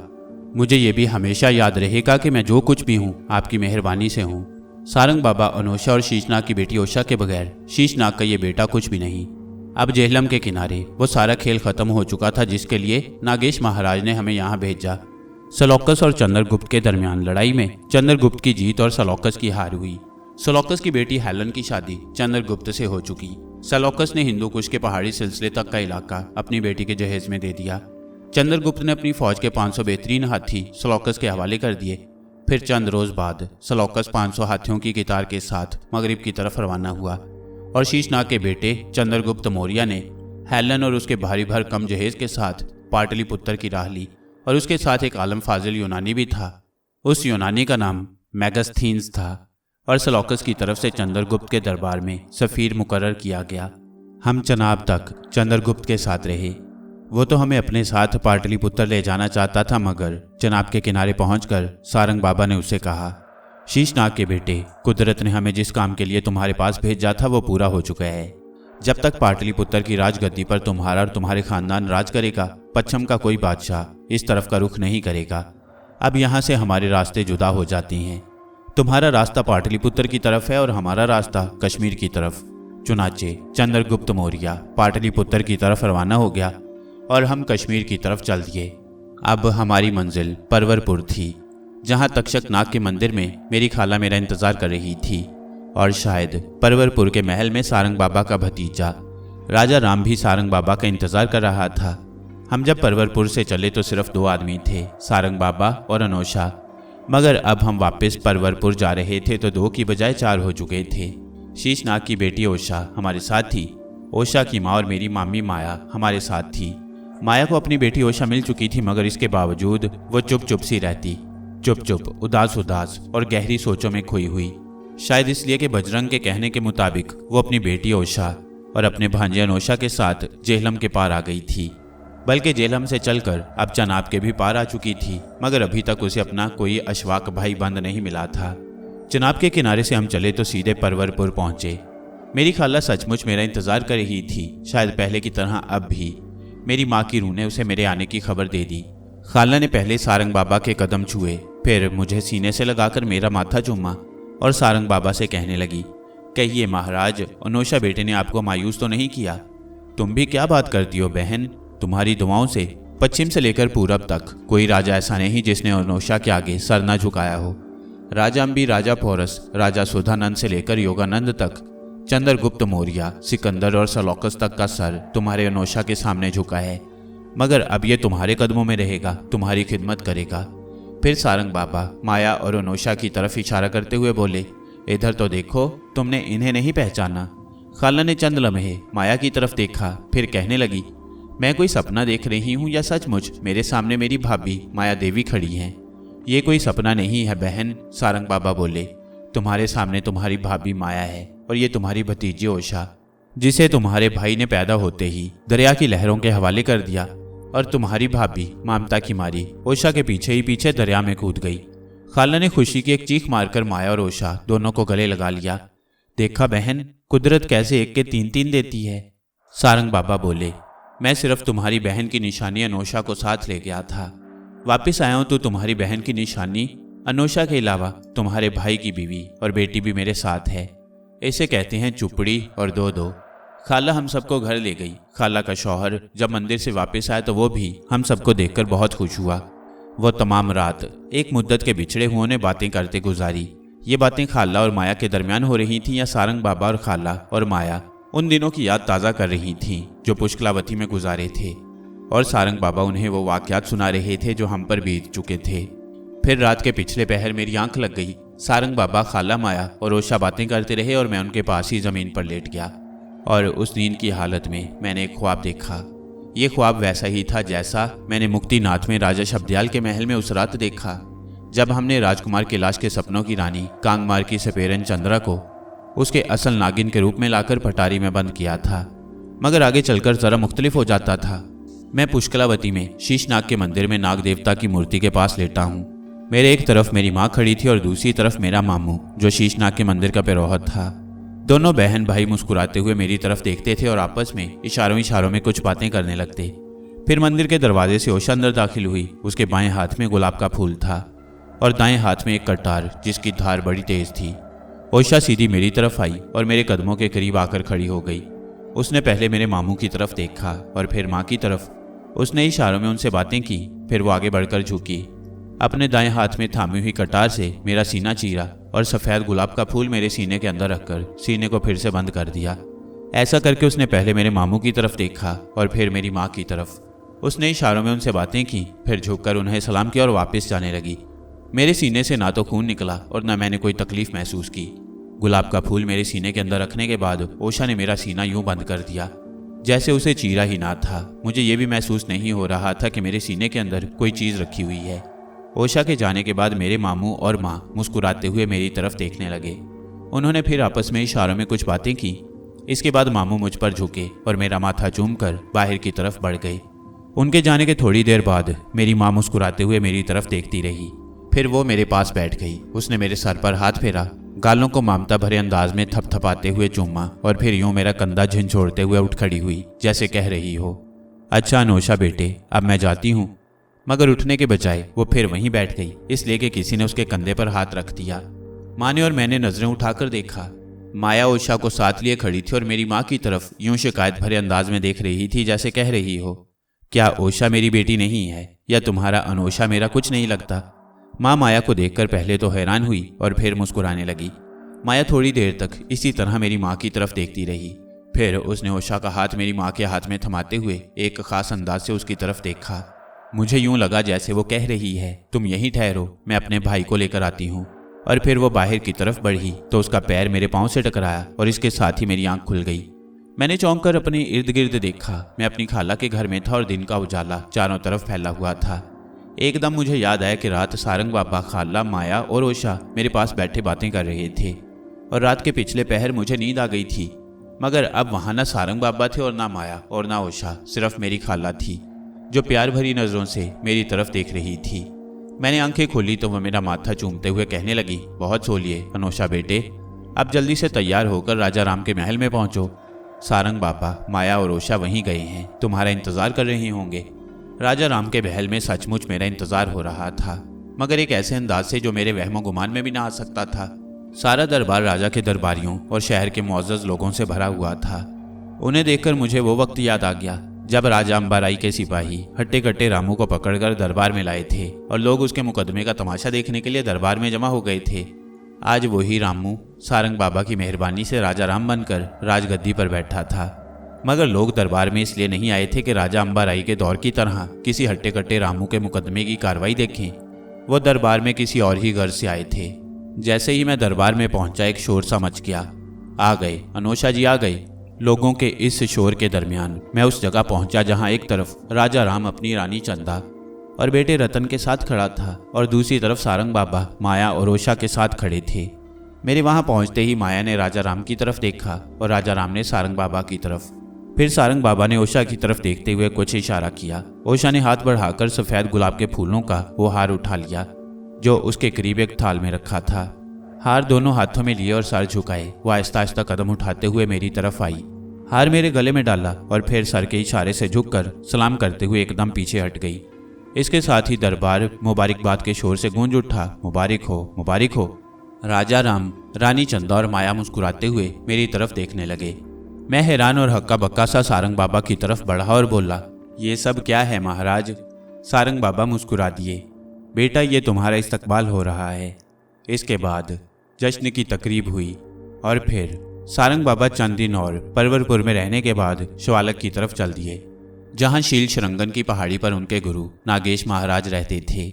माया चंद दिन के लिए अपने भाई राजाराम के पास रही और फिर मैं उसे खाला के पास ले आया और यूं मेरी वो जिंदगी शुरू हुई जो मेरी पहली जिंदगी से बिल्कुल मुख्तलिफ थी। मुझे यूं लगा जैसे एक तवील अरसे तक तपती धूप और जलती रेत पर सफ़र करने के बाद मैं एक घने दरख्त की छाँव में आ गया हूँ। ये छाँव मेरी खाला की छाँव थी, मेरी मामी और रोशा की माँ माया की छाँव थी और इसके बाद मेरी जिंदगी खाला और मामी की खिदमत में बसर होने लगी। पूरब से पश्चिम तक छोटे बड़े हर राजा ने मेरे आगे सर झुकाया था, मगर जो खुशी मुझे अपनी खाला और मामी की खिदमत करके हो रही थी वो अपने सामने किसी राजा का सर झुकते देखकर भी नहीं हुई थी। खाला और मामी ने मुझे अपनी शफकत और मोहब्बत के साए में ले रखा था और मैं यूं महसूस करता जैसे मैं सचमुच शीश नाग और तक्षक नाग के साए में हूँ और ओशा भी यही कुछ महसूस कर रही थी। आगे क्या हुआ ये जानिए इस सीरीज की अगली कहानी में।